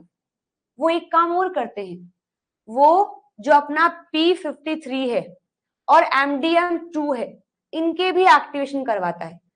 तो ये काइनेज तो ये है ही, ये आकर के फोस्फोराइलेशन करेंगे P53 का। P53 एक मास्टर प्रोटीन है, जैसे इस पर फोस्फेट लगता है MDM2 की एफिनिटी इसके लिए कम हो जाती है और MDM2 इससे अलग हो जाता है। जब तक P53 पर MDM2 लगा हुआ है, P53 इनएक्टिव है। लेकिन जैसे ही ये CHK1 CHK2 आकर अपने P53 पर फोस्फेट लगाते हैं तो MDM2 अलग हो जाता है। ये एंजाइम, ये जो अपना प्रोटीन है, ये पूरा एक्टिव हो जाएगा। इसी को ही चेक पॉइंट प्रोटीन कहते हैं। जैसे ये एक्टिव हुआ, स्टेबल हुआ, ये जाकर के जीन पर बाइंड करेगा। कौन सा जीन? P21 वाला जीन। P21 जैसे ही जीन पर ये बाइंड करेगा, मतलब ये एक्ट करता है एज अ ट्रांसक्रिप्शन फैक्टर, ये उस जीन पर जाके बाइंड करेगा जो P21 बनाता है। फिर आपका P21 बनेगा। P21 आपको पता ही है रैप कर लेता है। P21 अब जैसे बन जाता है, वो तुरंत हमारे चाहे तो G1S वाला CDK हो या SCDK हो या M वाला हो, वो सबको क्या करेगा, ऐसे बाइंड कर लेगा। बाइंड कर लेगा तो बस ये अब बाइंड रहेंगे, इनएक्टिव रहेंगे जब तक वो समस्या का समाधान नहीं हो जाता। ठीक है, अब मैंने आपको पढ़ाया भी था आज ही कि P21, जो P21 है वो जो G1 से S और जो S वाले CDKs है उनको रोकता है जब DNA का डैमेज होता है। P27 कब रोकेगा? यदि सेल अपने आप को विड्रॉ कर रहा है सेल साइकिल से, तब P27 आकर के G1 से S और S वाले CDK को रैप करके इनएक्टिव कर देते हैं। अगर DNA का डैमेज हुआ है तो P21 आएगा। तो P21 अगर ये डैमेज G1 से S के दौरान है तो वो उसको रोक देगा, S के दौरान है तो वो S वाले को रोक देगा, और अगर ये कंडीशन M फेज के दौरान है तो फिर एक्टिव हुए हैं अपने CDC CHK1-2, वो रोकते हैं CDC25 को और फिर वो एक्टिव ही नहीं होने देगा। ठीक है, हाँ जी,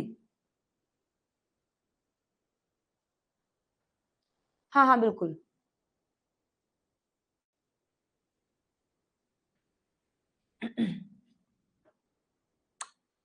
फिर है आपका spindle assembly checkpoint. Third checkpoint है स्पिंडल असेंबली चेक पॉइंट, मतलब ऐसा चेक पॉइंट जो कि ये चेक करता है क्या सही कनेक्शन हुआ या नहीं हुआ। सही कनेक्शन नहीं हुआ है तो ये चीजों को रोक देगा।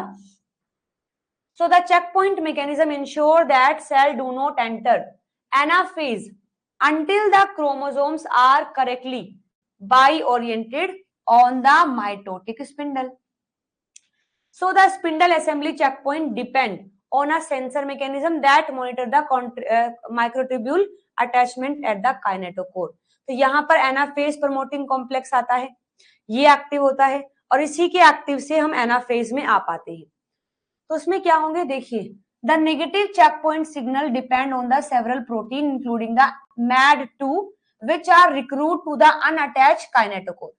जैसे ही ये चेक पॉइंट सेंस करता है कि कोई अपना कोई क्रोमोसोम ऐसा है या फिर कोई काइनेटोकोर ऐसा है जो स्पिंडल फाइबर से कनेक्ट ही नहीं हो पाया है, तो ये आकर सेंस करेगा और यहां काम चलेगा। देखिए, मान लीजिए ये हमारा कोई भी एक क्रोमोसोम, ये इसका काइनेटोकोर जिससे कोई स्पिंडल फाइबर कनेक्ट नहीं हो पाई है। सबसे पहले इसको सेंस करता है अपना एक KNL प्रोटीन है। ये KNL प्रोटीन है, ये क्या करेगा, BUB1 और BUB2 दो प्रोटीन कॉम्प्लेक्स होते हैं, एक MAD3 होता है, ये चेक पॉइंट प्रोटीन है। इस चेक पॉइंट के लिए ये है चेक पॉइंट प्रोटीन। G1 से S के लिए कौन था? रेटिनोब्लास्टोमा। डीएनए डैमेज के लिए कौन है? P53। और स्पिंडल चेक पॉइंट के लिए आपके जो BUB1, BUB2 एंड MAD3 है। BUB1 and BUB2 and MAD3 है। कैसे काम करेंगे देखिए, ये काइनेटोकोर है जो बिना अटैच्ड हुए रह गया है, तो यहाँ MPS1 आकर KNL1 पर फोस्फेट लगा देता है। ठीक है, तो ये सेंस करता है, सेंस करने के बाद काइनेज आकर इसको एक्टिव करता है। जैसे इस पर फोस्फेट लगते हैं, BUB1 BUB2 इसको तुरंत रिकॉग्नाइज कर लेते हैं और ये BUB1 BUB2 एंड MAD3 तीनों टर्नरी कॉम्प्लेक्स बनाकर यहाँ कनेक्ट हो जाते हैं। जैसे ये कनेक्ट होते हैं, MAD1 और MAD2 ये डाइमर की फॉर्म में आते हैं। तो फिलहाल जो MAD2 है वो इनएक्टिव है, लेकिन जैसे कनेक्शन होता है MAD2 एक्टिव हो जाता है। MAD2 एक्टिव होकर के जो एनाफेज प्रमोटिंग कॉम्प्लेक्स है ना, उसको आकर के इनएक्टिव कर देता है ना, क्योंकि अगर कोई क्रोमोसोम कनेक्ट नहीं हुआ स्पिंडल फाइबर से तो हम नहीं चाहेंगे कि हमारा सेल मेटाफेज से एनाफेज में चला जाए। तो एनाफेज में ना जाए उसके लिए एनाफेज प्रमोटिंग कॉम्प्लेक्स को रोकना पड़ेगा। रोकने के लिए हमें चाहिए MAD2, क्योंकि MAD2 आकर के इससे ऐसे बाइंड करता है कि ये इनएक्टिव हो जाता है। MAD2 कब आएगा? जब वो MAD1 के साथ है। डाइमर कब बनेगा? जब BUB1 BUB2 और MAD3 का एक टर्नरी कॉम्प्लेक्स बना है। ये यहाँ कब आएंगे? जब KNL पर फोस्फेट लगा है। ये फोस्फेट कब आएगा? जब MPS1 इस पर फोस्फेट ऐड करता है। ये कब फोस्फेट ऐड करेगा? जब वहां ये सेंस किया जाएगा कि स्पिंडल फाइबर कनेक्ट नहीं हुई है। ठीक है जी, तो ये पूरा मैकेनिज्म है आपकी स्पिंडल चेक पॉइंट का। तो तीनों चेक पॉइंट हमारे कंप्लीट हो गए हैं। अब एक बार इस पूरे डायग्राम को समझिए, इसमें सारे चेक पॉइंट का पूरा समराइज फॉर्म दिया गया है। जैसे देखिए, यहां पर हम शुरू करते हैं, यही से शुरू कर लेते हैं, G1 से ही, G1 से शुरू कर लेते हैं। मान लीजिए आप G1 फेज में हैं और आपके डीएनए में हुआ है डैमेज। डीएनए में डैमेज हुआ है तो बिल्कुल नहीं चाहेंगे ना कि हम G1 से S में जाएं। तो यहां according to the damage ATM ATR active होंगे, P53 को एक्टिव करेंगे, P53 P21 को बनाएगा, P21 साइक्लिन D एंड 4-6 को आकर के रैप करके इनएक्टिव कर देगा, तो सेल आगे ही नहीं बढ़ेगा। ठीक, फिर आइए आप एस फेज में। एस फेज में भी डैमेज ही हो सकता है, यहां भी ATM और ATR आएगा। ATM ATR आकर के दो काम करते हैं, एक तो P53 को एक्टिव करेंगे, ये P21 बनाएगा, P21 आकर के साइक्लिन CDK को कनेक्ट कर लेगा, रैप कर लेगा। साथ साथ में ये CHK1-2 को एक्टिव करते हैं, ये CHK1-2 CDC25A को रोकते हैं। ए को रोकते हैं, आपको पता है कि ए जो तो ये इनएक्टिव फॉर्म में रहेगा। ये बात हुई है आपकी एस फेज की। अब आप आ गए हैं, मतलब एस फेज में आप जा रहे हैं। एस फेज के दौरान भी डीएनए डैमेज हो सकता है, तो यहां पर भी सेम फिनोमेना चलेगा, बस आपको बताया है कि जहां जहां डीएनए डैमेज होगा वहां वहां ये सेम पाथवे एक्टिव होगा, चाहे वो आपका G1 से S वाला हो, मतलब G1 वाला हो, चाहे G1 से S वाला हो, चाहे S वाला हो, कहीं पर भी डीएनए डैमेज हुआ है तुरंत ATM ATR आएंगे, P53 को एक्टिव करेंगे, वो P21 बनाएगा, P21 बनते ही वो रैप कर लेगा। ये तो हो गया है आपका डीएनए डैमेज चेक पॉइंट। फिर है आपका एक है spindle assembly checkpoint. Spindle assembly checkpoint में MAD2 आता है और MAD2 फाइनली एक्टिव होकर के एनाफेज प्रमोटिंग कॉम्प्लेक्स को बाइंड करके इनएक्टिव कर देता है, जिससे सिक्यूरिन डिग्रेड नहीं होगा, एनाफेज भी नहीं होगी। तो ये स्पिंडल चेक पॉइंट काम करता है। ठीक है, इसके बाद है आपका chromosome segregation checkpoint. Chromosome segregation checkpoint में जो CDC14 आपको याद है, मैंने बताया था CDC14 जो M फेज का एग्जिट करवाता है ना, जो कि अपना CDH1 है ना, जो एनाफेज प्रमोटिंग कॉम्प्लेक्स से बाइंड करता है, उस पर से फोस्फेट हटाने का काम सीडीसी 14 ने किया था। अब अगर सीडीसी 14 को ही रोक देगा तो वहां से फोस्फेट नहीं हटेगा और एपीसी CDH1 कॉम्प्लेक्स नहीं बनेगा, तो अपना सेल एग्जिट भी नहीं करेगा, क्योंकि अभी हम एग्जिट करना नहीं चाहते हैं क्योंकि सारे क्रोमोसोम सेग्रीगेट नहीं हुए हैं। ठीक है, हो गया। अच्छा, एक चेक पॉइंट ये भी हो सकता है, अनरेप्लिकेटेड डीएनए है, यहां भी अगेन ATR CH1 CDC25C वो आकर के साइक्लिन AB और CDK1 को रोक देंगे। यही बस यही चेक पॉइंट है जो लगातार लगे रहते हैं, लगातार हर जगह काम करेंगे। स्पिंडल वाला बेसिकली काम करेगा मेटाफेज टू एनाफेज,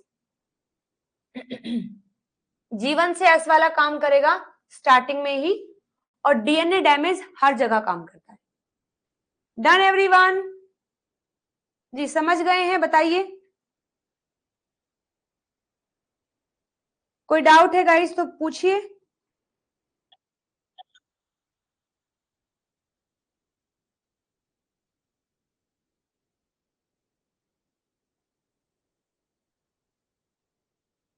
डन?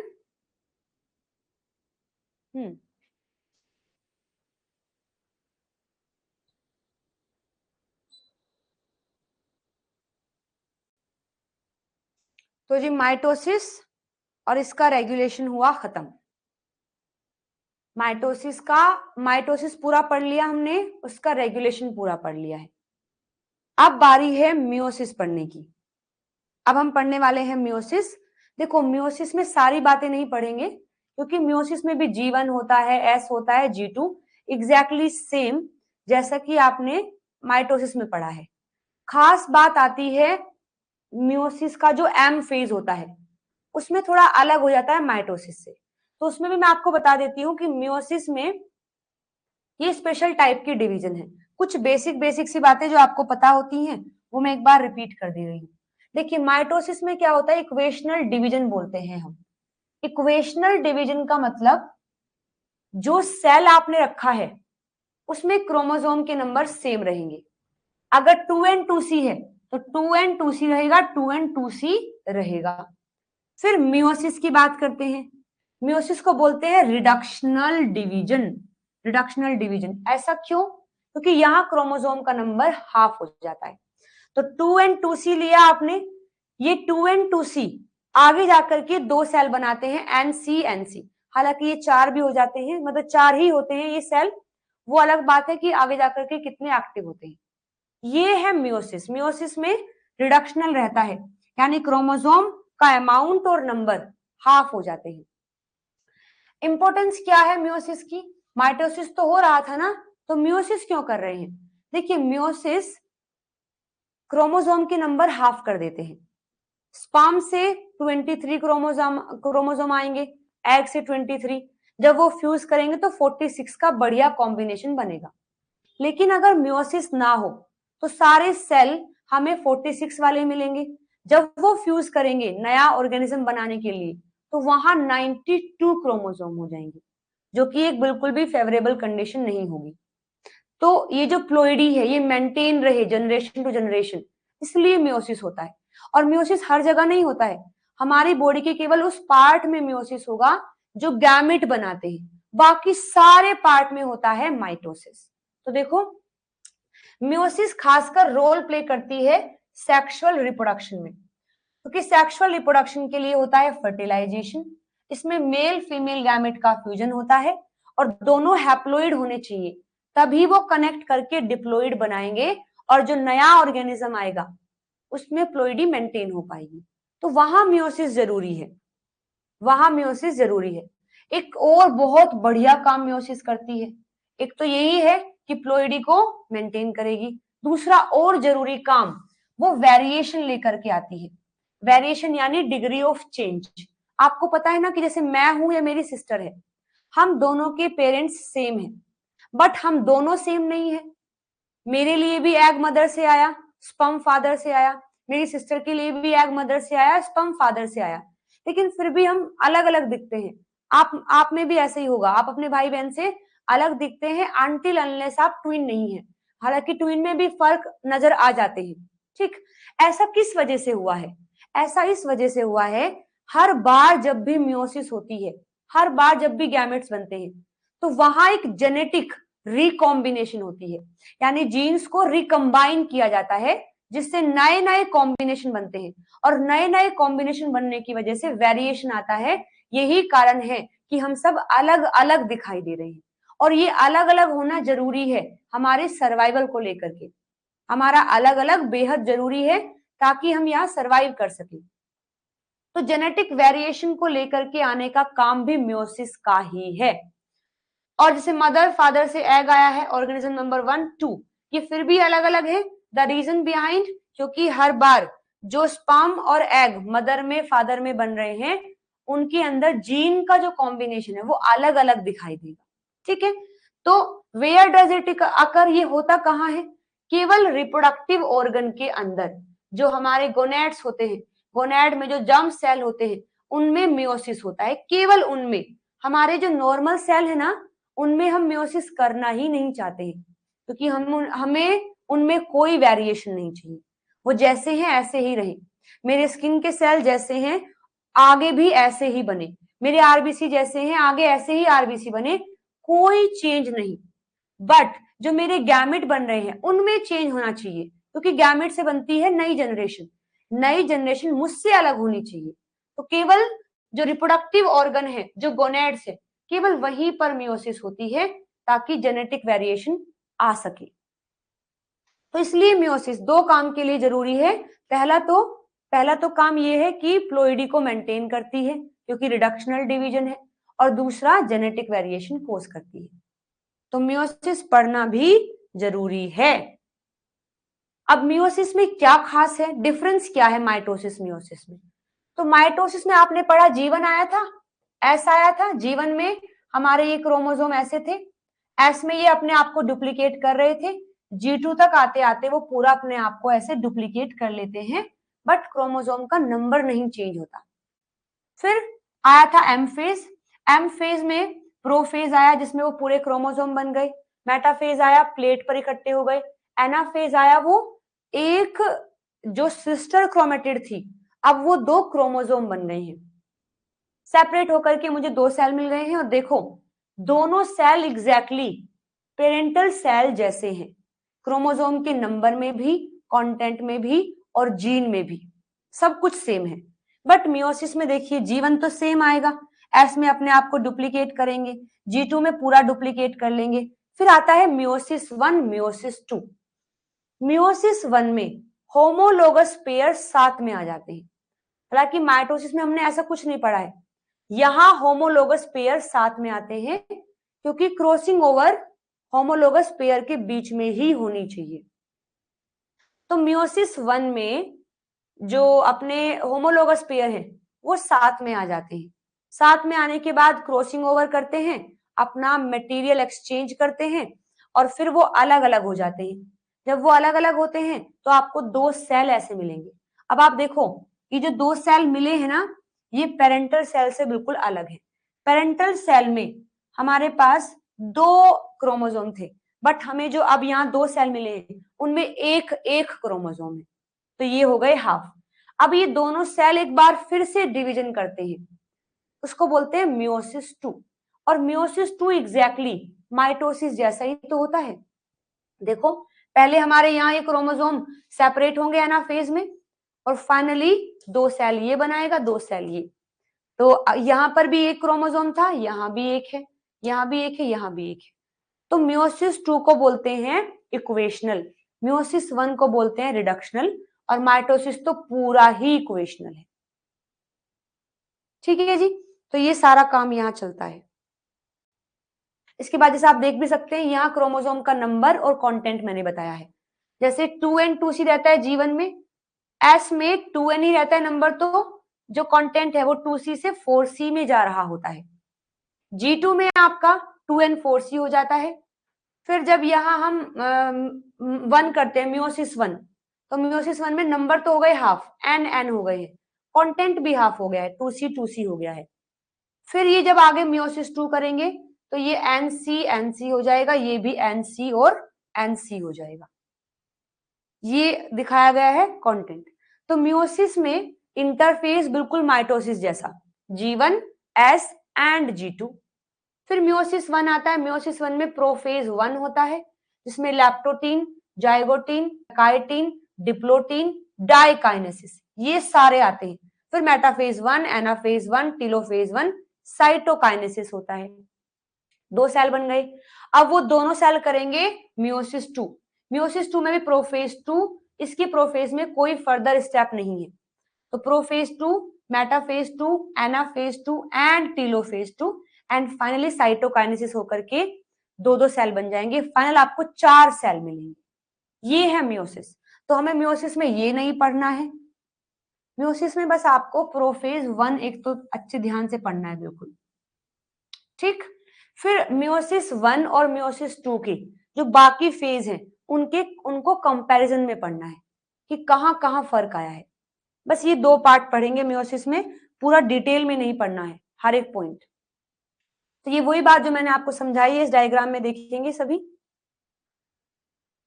ये है मेरे पास सेल जो कि G फेज में, G1 में है, G2 से G से S में, G1 से S में आया, G2 में आया, पूरा डुप्लीकेशन हो गया। डुप्लीकेशन होने के बाद ये मियोसिस 1 में आता है। मियोसिस 1 में आप देख सकते हैं होमोलोगस पेयर जो है ना, होमोलोगस पेयर वो देखो अपने आप को ऐसे यहां जेनेटिक रिकॉम्बिनेशन कर रहे हैं। जेनेटिक रिकॉम्बिनेशन के बाद फिर उनको सेपरेट कर दिया जाएगा एनाफेज 1 में। एनाफेज 1 में होमोलोगस पेयर सेपरेट हो जाएंगे और फिर टीलोफेज 1 में वो पूरे अलग अलग होकर के 2 सेल बन जाएंगे। फिर ये दोनों सेल जाते हैं मियोसिस 2 में। मियोसिस 2 में ये जो क्रोमेटिड है ये अलग होंगे। देखो मेन डिफरेंस यहाँ पर यही आता है। मेटाफेज जो अपना एनाफेज 1 है, एनाफेज 1 में होमोलोगस क्रोमोसोम अलग हुए हैं, बट जो एनाफेज 2 है उसमें सिस्टर क्रोमेटिड अलग होती हैं, लाइक जैसे माइटोसिस में था। तो यहाँ सिस्टर क्रोमेटिड ऐसे अलग अलग होंगी और आपको फाइनली 4 सेल मिल जाएंगे और ये चारों सेल मतलब बिल्कुल अलग अलग होंगे एक दूसरे से। ये चारों सेल बिल्कुल एक दूसरे से अलग अलग होंगे, तो यहाँ वेरिएशन आ जाता है। साइड में ही आपको माइटोसिस भी कंपेयर किया है कि माइटोसिस में भी देखो पहले आपका G1 होगा, S होगा, G2 होगा, एग्जैक्टली ऐसे ही। बट ये जो सारा काम चल रहा है ना रिकॉम्बिनेशन वाला, ऐसा माइटोसिस में कुछ नहीं होता है। बस जब ये सेपरेट हो जाएंगे, सेपरेट होने के बाद ये देखो पूरे सेपरेट हो गए हैं और 2 सेल बन गए हैं। तो यहाँ प्रोफेज 1 में लैप्टोटीन, जाइगोटीन ये कुछ नहीं आता है। तो इस तरीके से कंपैरिजन में आपने देख लिया है। अच्छा, होमोलोगस क्रोमोसोम की यहाँ पर बात आई है। होमोलोगस क्रोमोसोम क्या होते हैं? ये वो क्रोमोसोम है जिन पर सेम कैरेक्टर के लिए जीन होते हैं। ऐसे 2 क्रोमोसोम जिन पर सेम कैरेक्टर के लिए जीन है उन्हें आप होमोलोगस क्रोमोसोम कहते हैं। हमारे पास ये डबल कैसे हुए? क्योंकि हम डिप्लॉइड ऑर्गेनिज्म हैं, हमारे सारे सेल डिप्लॉइड हैं। तो हमारे डिप्लॉइड हुए कैसे? मदर से आए आधे क्रोमोसोम, आधे फादर से आए। तो मदर से जो आए हैं, फादर से जो, वो डुप्लीकेट हो जाते हैं, तो उनमें होमोलोगस क्रोमोसोम होते हैं। होमोलोगस क्रोमोसोम एक मदर से आता है, एक आता है फादर से। आने के बाद अब इसमें सिमिलैरिटी क्या है कि दोनों क्रोमोसोम पर सेम कैरेक्टर के लिए जीन है। दोनों क्रोमोसोम पर सेम कैरेक्टर के लिए जीन है, उन्हें बोलते हैं होमोलोगस क्रोमोसोम। खास बात क्या है कि मियोसिस जब करते हैं ना, मियोसिस करते वक्त होमोलोगस क्रोमोसोम साथ में आते हैं, तबकि माइटोसिस में ऐसा कुछ नहीं होता है। मियोसिस में ही होमोलोगस पेयर साथ में आते हैं क्योंकि वहां हमें क्रॉसिंग ओवर करवानी है। तो देखिए किस तरीके से आएंगे। जैसे मियोसिस में देखिए फिलहाल ये ऐसे हैं, अपने आप को डबल किया, डबल करने के बाद फिर ये कर रहे हैं क्रॉसिंग ओवर। ये दोनों होमोलोगस क्रोमोसोम है, दोनों होमोलोगस हैं, दोनों कर रहे हैं इस तरीके से रिकॉम्बिनेशन, मतलब अपना जो मटेरियल है वो एक्सचेंज कर रहे हैं। एक्सचेंज करने के बाद फिर आता है एनाफेज 1। एनाफेज 1 में वो दोनों अलग अलग हो जाएंगे।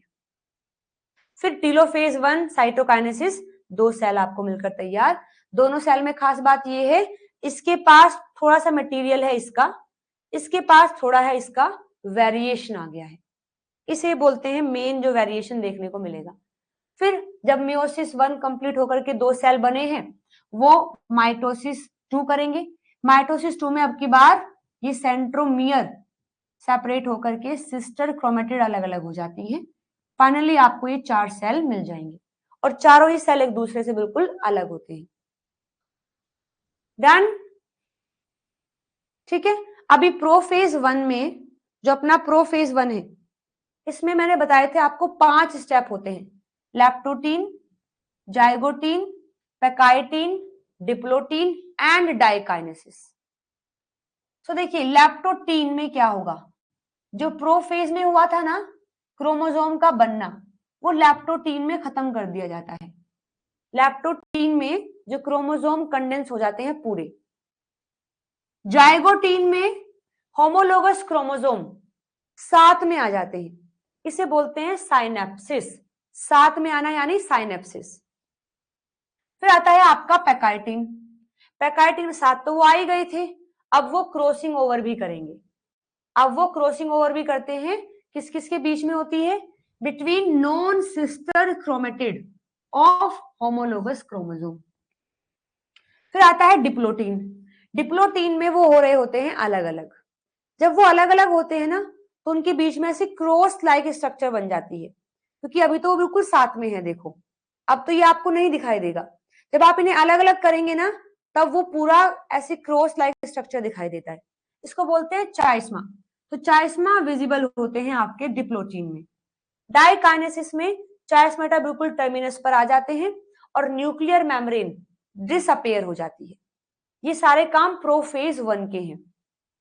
लैप्टोटीन में क्रोमेटिन कंडेंस हुआ, जाइगोटीन में होमोलोगस क्रोमोसोम पेयर कर गए, पैकाइटीन में क्रॉसिंग ओवर हो गई, डिप्लोटीन में जो बाइवेलेंट है सेपरेट हो गए, चाइस्मा को विजिबल हुआ, एंड डाइकाइनेसिस में जो चाइस्मा है वो पूरे टर्मिनस पर आ जाएंगे और न्यूक्लियर मेम्ब्रेन पूरी डिसअपेयर हो गई है।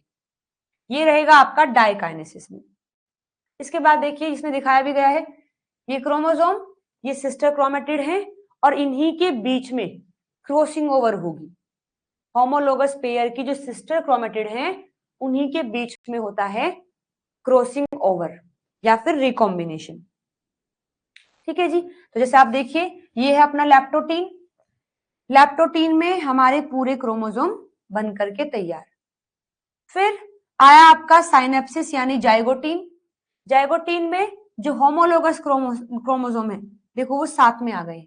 वो साथ में क्यों आए हैं, एक कॉम्प्लेक्स बनता है यहाँ, सिनेप्टोनिमल कॉम्प्लेक्स, वो इनको पास में लेकर के आने का काम करता है, आपस में जोड़ कर रखता है।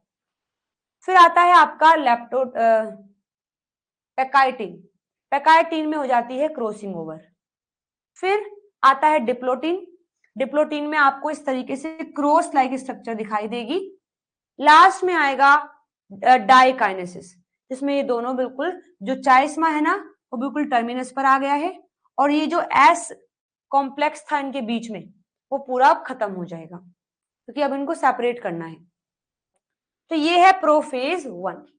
तो प्रोफेज 1 में यही हुआ, सब कुछ मैंने लिख दिया है यहाँ। एक बार इसको रीड आउट करेंगे, जो बातें मैंने बताई हैं वो सब यहाँ लिख दी गई है कि डिप्लोटीन में क्या हुआ, पैकाइटीन में, सब में। एक जो खास बात है वो है आपका एस कॉम्प्लेक्स, जो कि होमोलोगस क्रोमोसोम को साथ में लेकर के आने का काम करते हैं। तो देखिए जैसे ही लैप्टोटीन आता है ना, लैप्टोटीन में ये बनना शुरू होता है। लैप्टोटीन में क्योंकि क्रोमोसोम जो है अपने बन गए हैं कंप्लीट, उनके बीच में ये जो एस कॉम्प्लेक्स है अभी फिलहाल असेंबल होना शुरू कर रहा है। फिर जब आप जाइगोटीन में आते हैं तो ये बनना शुरू हो जाता है। लैप्टोटीन में क्या होगा, क्रोमोसोम पूरे बन रहे हैं और ये जो एस कॉम्प्लेक्स है ये शुरुआत ही कब करेगा, जब आप जाइगोटीन में आएंगे। ठीक है, लैप्टोटीन में कुछ नहीं होगा, जाइगोटीन में जब आप आते हैं तब ये असेंबल होना शुरू होंगे। पैकाइटीन में ये पूरे बन जाते हैं, पैकाइटीन में पूरे बन गए क्योंकि वहीं पर हमें क्रॉसिंग ओवर करवानी है। फिर जब आप डिप्लोटीन में आते हैं, डिप्लोटीन में आते हैं तो फिर से ये हटना शुरू कर देता है और डाइकाइनेसिस में बिल्कुल ही हट जाता है, क्योंकि नेक्स्ट जो फेज आएगा उसमें हमें क्रोमोसोम को सेपरेट भी तो करना है। तो ये प्रोफेज 1 में एस कॉम्प्लेक्स की बात हो गई है। एस फेज में सॉरी प्रोफेज 1 में जो आपका एस कॉम्प्लेक्स है वो कैसे काम करता है। तो यहां पर भी देख सकते हैं आप, ये देखिए, ये तो हमारा पूरा जो क्रोमोसोम है वो वाला पार्ट दिखाया गया है। ये दिखाया है हमें क्रोमोसोम वाला पार्ट, जिस पर कोहेसिन भी आकर के लगेगा ना, सॉरी, जिस पर कोहेसिन भी आकर के लगा है। ठीक है, तो ये है हमारी सिस्टर क्रोमेटिड, ब्लू और रेड में है, क्योंकि दोनों होमोलोगस की दिखा रही है। तो इसका कनेक्शन हुआ है कोहेसिन से, इसका कनेक्शन भी हुआ है कोहेसिन से, दोनों कनेक्ट हो गए हैं कोहेसिन से। और आपस में यहां पर ये जो बीच में आपको दिखाई दे रहे हैं, यही है एस कॉम्प्लेक्स, जो दोनों को जोड़ने का काम करेगा। इन्हीं के बीच में ये एस कॉम्प्लेक्स पूरा बनता है। ठीक है जी, बताइए कोई डाउट है क्या यहां तक? कोई डाउट तो नहीं है?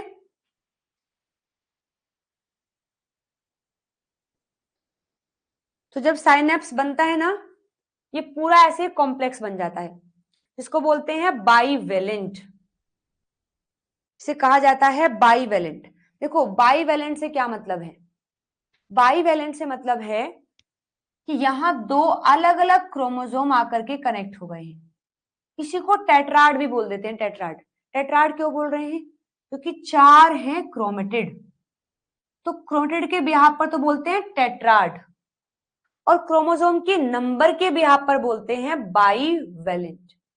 तो ये साइनेप्स जब होता है, मतलब प्रोफेज 1 में जब हमारा जाइगोटीन आता है, जब वो इकट्ठे हो रहे होते हैं, तब बाईवेलेंट या फिर टेट्राड की फॉर्मेशन होती है।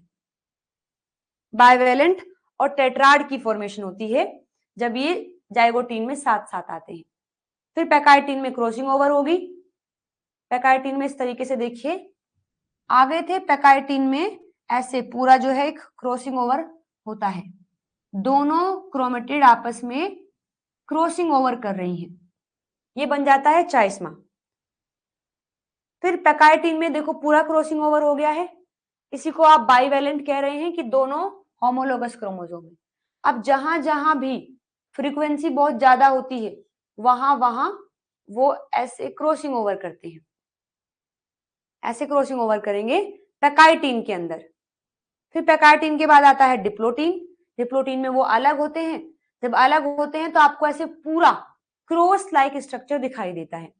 मतलब कहां पर क्रॉसिंग ओवर हुई है वो पैकाइटिन में आप नहीं बता पाएंगे। जब वो क्रॉसिंग ओवर करके अलग होते हैं ना डिप्लोटीन में, तब पूरा क्रॉस लाइक स्ट्रक्चर दिखाई देता है, और तब आप बता पाते हैं कि अच्छा यहां पर क्रॉसिंग ओवर हुई थी। तो जो क्रॉस स्ट्रक्चर होती है इसी को बोलते हैं चाइस्मेटा, इसे बोलते हैं चाइस्मेटा। डिप्लोटीन में वो चाइस्मेटा दिखाई देते हैं, डाइकाइनेसिस में वो पूरे अलग हो जाते हैं। मतलब कि बस केवल दोनों होमोलोगस क्रोमोसोम कनेक्टेड होंगे एक दूसरे से, डाइकाइनेसिस में भी केवल उस पॉइंट से जहां क्रॉसिंग ओवर हुई थी।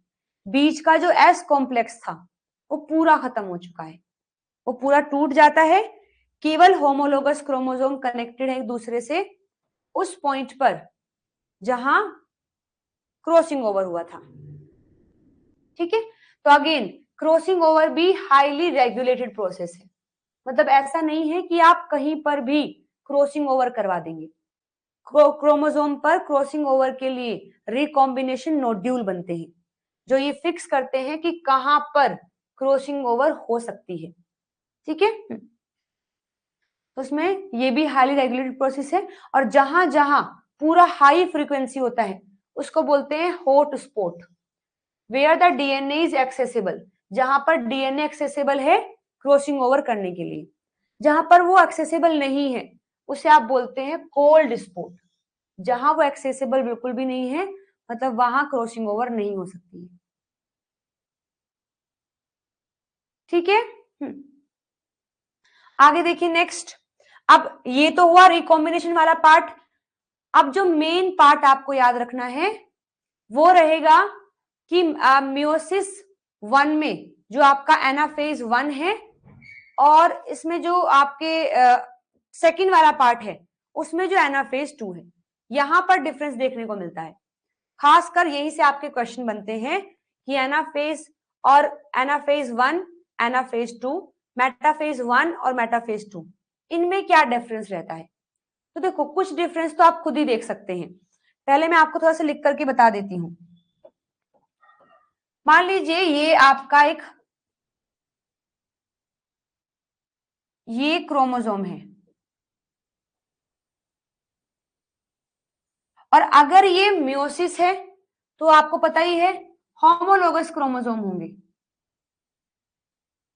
अगर ये मियोसिस है तो फिर तो होगा होमोलोगस क्रोमोसोम। ऐसे कनेक्शन हो गया है। अभी यहां पर जैसे ही ये मैं आपको बता रही हूं मेटाफेज 1 के लिए, मेटाफेज 1 के लिए बता रही हूं। तो स्पिंडल फाइबर आकर यहां कनेक्ट करती है, स्पिंडल फाइबर यहां कनेक्ट करती है। तो इस सेंट्रोमियर का जितना भी काइनेटोकोर है वो सारा यहां होना चाहिए ना, क्योंकि यहां तो कोई बाइंडिंग होगी ही नहीं। तो सारा काइनेटोकोर एक साइड आ जाता है, यहां भी सारा एक साइड आ जाता है। यहां कोई काइनेटोकोर नहीं बचता क्योंकि हमें यहां कोई अटैचमेंट नहीं करवाना है। तो दोनों वो इस तरीके से हो जाते हैं कनेक्टेड। मेटाफेज 1 की बात करें तो, अगर मेटाफेज 2 की बात करें, मेटाफेज 2 में जो काइनेटोकोर है, मेटाफेज 2 में जो काइनेटोकोर है वो दोनों साइड प्रेजेंट होते हैं, वो दोनों साइड ऐसे प्रेजेंट होंगे और तब स्पिंडल फाइबर कनेक्ट होंगी। एक तो ये मेन डिफरेंस जो आप याद रखेंगे कि यहां पर मेटाफेज 2 में काइनेटोकोर दोनों साइड होता है, बट मेटाफेज 1 में काइनेटोकोर एक साइड शिफ्ट हो जाता है क्योंकि एक ही साइड हमें बाइंडिंग करवानी है। तो यहां इस डायग्राम में ये दिखाया गया है आपको कि देखिए ये मेटाफेज 1 है। मेटाफेज 1 में काइनेटोकोर से कनेक्शन हो गया हमारे स्पिंडल फाइबर का। कोहेसिन ऑफ कोर्स यहाँ पर लगी ही है, कोहेसिन लगी है। जो आर्म वाली कोहेसिन है वो रिमूव हो जाएंगी। तो जो आर्म वाली कोहेसिन है ना वो यहां से रिमूव हो जाएंगी मेटाफेज 1 में ही। केवल जो सेंट्रोमियर वाली है वो बची रहेंगी, क्योंकि यहां मुझे सेंट्रोमियर को अलग नहीं करवाना है, यहां सेंट्रोमियर को अलग नहीं करवाना है। तो एनाफेज 1 में अगर आप माइटोसिस वाला एनाफेज याद करें ना, तो माइटोसिस वाला एनाफेज में जो सेंट्रोमियर वाले कोहेसिन थे वो अलग हो गए थे, क्योंकि वहां मुझे सेंट्रोमियर अलग करवाना है। बट इस डायग्राम में आप देखिए मेटाफेज 1 में जो यहां पर सेंट्रोमियर है और उस पर जो कोहेसिन लगी है वो एज इट इज रहेंगी एनाफेज 1 में भी, वो एज इट इज रहेंगी एनाफेज 1 में भी, क्योंकि सेंट्रोमियर अलग नहीं करवाना है। हाँ जो आर्म वाला है वो हट जाएगा। लेकिन अगर मैं मेटाफेज 2 या एनाफेज 2 की बात करती हूं तो इसमें ये जो कोहेसिन है सेंट्रोमियर वाली इसको रिमूव करना पड़ेगा, तभी यहां एनाफेज 2 हो पाएगा। लेकिन एनाफेज बिना इन कोहेसिन को रिमूव करवाए हो सकता है, क्योंकि मुझे सेंट्रोमियर रिमूव नहीं करवाने हैं। यहां से भी लास्ट टाइम आपका क्वेश्चन बना था कि सेंट्रोमियर वाले कोहेसिन कब रिमूव होंगे। ठीक है। तो देखो यहां ये दिखाया गया है, ये है अपना मेटाफेज 1। मेटाफेज 1 में इस तरीके से कनेक्शन है। फिर आप एनाफेज 1 पर जाएंगे, ये पूरा क्रोमोसोम सेपरेट हो जाएगा। फिर जब आप मेटाफेज 2 पर आते हैं, मेटाफेज 2 पर इस कोहेसिन को फिर हटाया जाएगा, तो सेंट्रोमियर भी अलग अलग हो जाएंगे। यहां पर भी आप देख सकते हैं, यहां पर भी आप देखेंगे किस तरीके से हुआ है, दोनों को कंपेयर कर दिया गया है, दोनों को किया है कंपेयर किस तरीके से ये काम करेंगे। तो ये देखिए ये है अपना मेटाफेज, माइटोसिस वाला मेटाफेज है, ये माइटोसिस वाला मेटाफेज है जिसमें एनाफेज प्रमोटिंग कॉम्प्लेक्स ने सैपरेज को एक्टिव किया था। सैपरेज ने सेंट्रोमियर वाले, जो सेंट्रोमियर वाले कोहेसिन है उनको हटा दिया है। आर्म वाले तो पहले ही हट जाते हैं प्रोफेज में ही, लेकिन सेंट्रोमियर वाले हैं वो एनाफेज में जाकर के हटते हैं। उसे कौन हटाएगा? अपने जो सैपरीज हैं। ये काम हुआ आपके माइटोसिस वाले मेटाफेज में, एनाफेज में। मियोसिस वाले में कैसे होगा देखो। मियोसिस वाले में बिल्कुल ध्यान से देखेंगे, मियोसिस वाला जो हम बना रहे हैं ना, इसमें फिलहाल सारे कनेक्टेड हैं, हर जगह है। जैसे ही वहां मेटाफेज 2 आएगा तो रैक 8 करके एक प्रोटीन होता है, रैक 8 सेपरेज को एक्टिव करा करके सारे कोहेसिन को हटवा देगा, छोड़ करके जो सेंट्रोमियर पर है। यहां तो क्या हुआ है, एनाफेज में सेंट्रोमियर वाले कोहेसिन हट गए हैं। यहां ऐसा नहीं होगा। मियोसिस 1 के मेटाफेज 1 में, एनाफेज 1 में जो आर्म वाले हैं वो तो हट जाएंगे, बट जो सेंट्रोमियर वाले हैं वो नहीं हटेंगे। वो कब हटेंगे? जब यही सेल मेटाफेज 2 के लिए जाएगा, और मेटाफेज 2 से जब वो एनाफेज 2 में आएगा, तो एनाफेज 2 में आकर के जो सेपरेज है वो सेंट्रोमियर वाले भी तोड़ेगा, तब सेंट्रोमियर अलग होंगे। मुझे बताइए, इसमें कोई डाउट तो नहीं है? यहां बहुत कंफ्यूजन रहता है बच्चों को। आप समझ गए? समझ गए ना? कोई डाउट है तो पूछिए।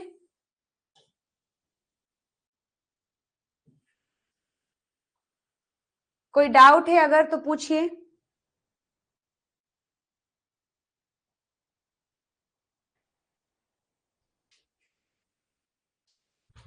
डन?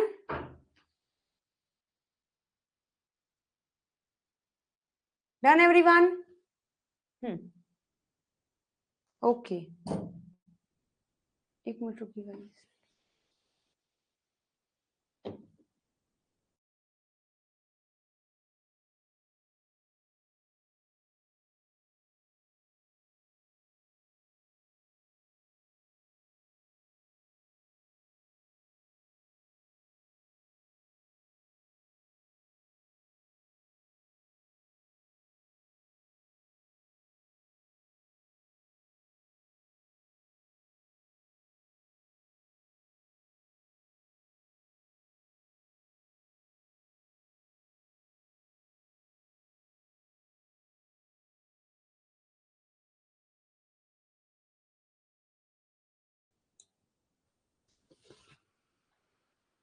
Done everyone?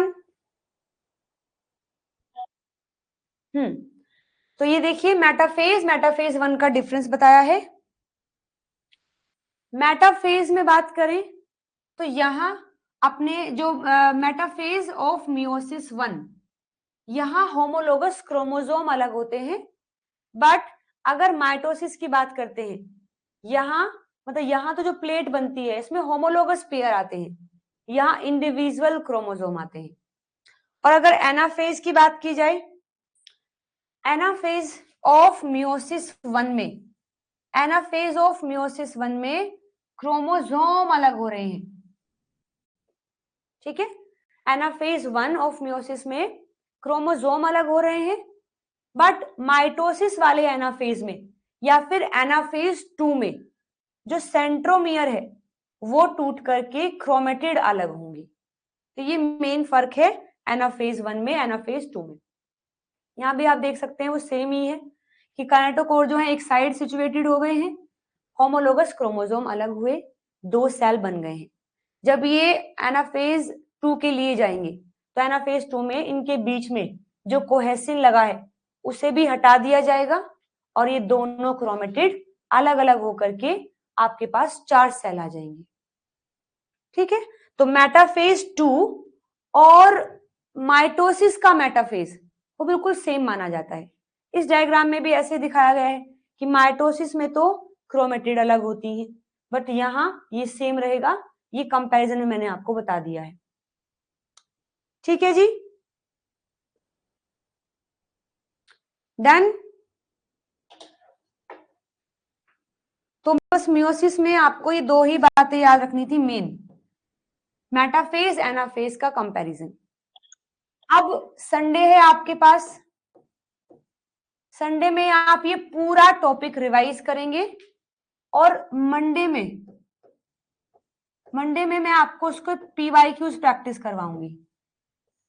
इसीलिए टॉपिक मैंने आज पूरा करवाया है ताकि संडे में आप उसको पूरा रिवाइज कर सके और मंडे में फिर PYQs प्रैक्टिस करेंगे तो आपको क्वेश्चन समझ आएंगे।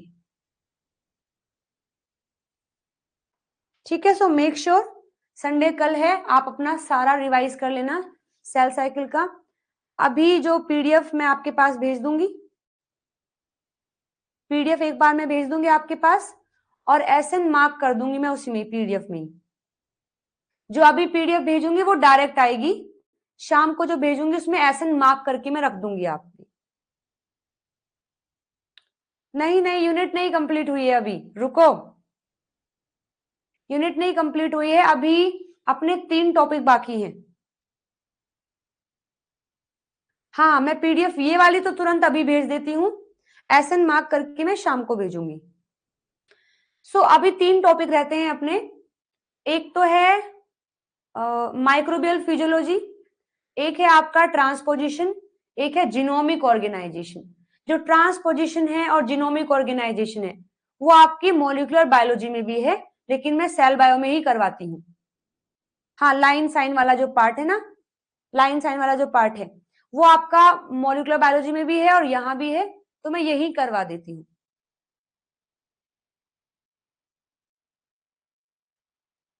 तो 3 टॉपिक हैं आपका, माइक्रोबियल फिजियोलॉजी एंड ट्रांसपोजिशन और जीनोमिक ऑर्गेनाइजेशन।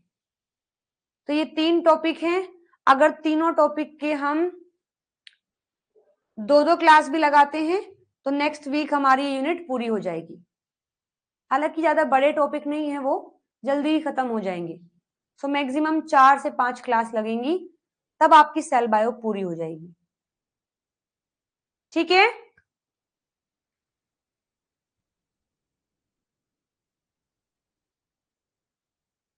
Done everyone? चलिए जी, ठीक है, तो क्लास को एंड करती हूँ, PDF भेज दूंगी आपकी। अभी और भी क्लास है ना, 2 बजे क्लास है सेल सिग्नलिंग की। चलो ठीक, आई नो डोज थोड़ी ज्यादा हो गई है आज, बट अभी डोज थोड़ी बढ़ेगी आपकी, क्योंकि सिलेबस थोड़ा टाइम से होगा तो आप रिवाइज भी टाइम से कर लेंगे। ठीक है, चलो जी, okay then, bye bye, take care everyone, ध्यान रखेंगे। अब हम मिलेंगे मंडे में, लेकिन शाम को एक स्पेशल अनाउंसमेंट जो होगी वो मैं आपको टेलीग्राम पर दूंगी। ठीक है, okay, bye bye, take care everyone.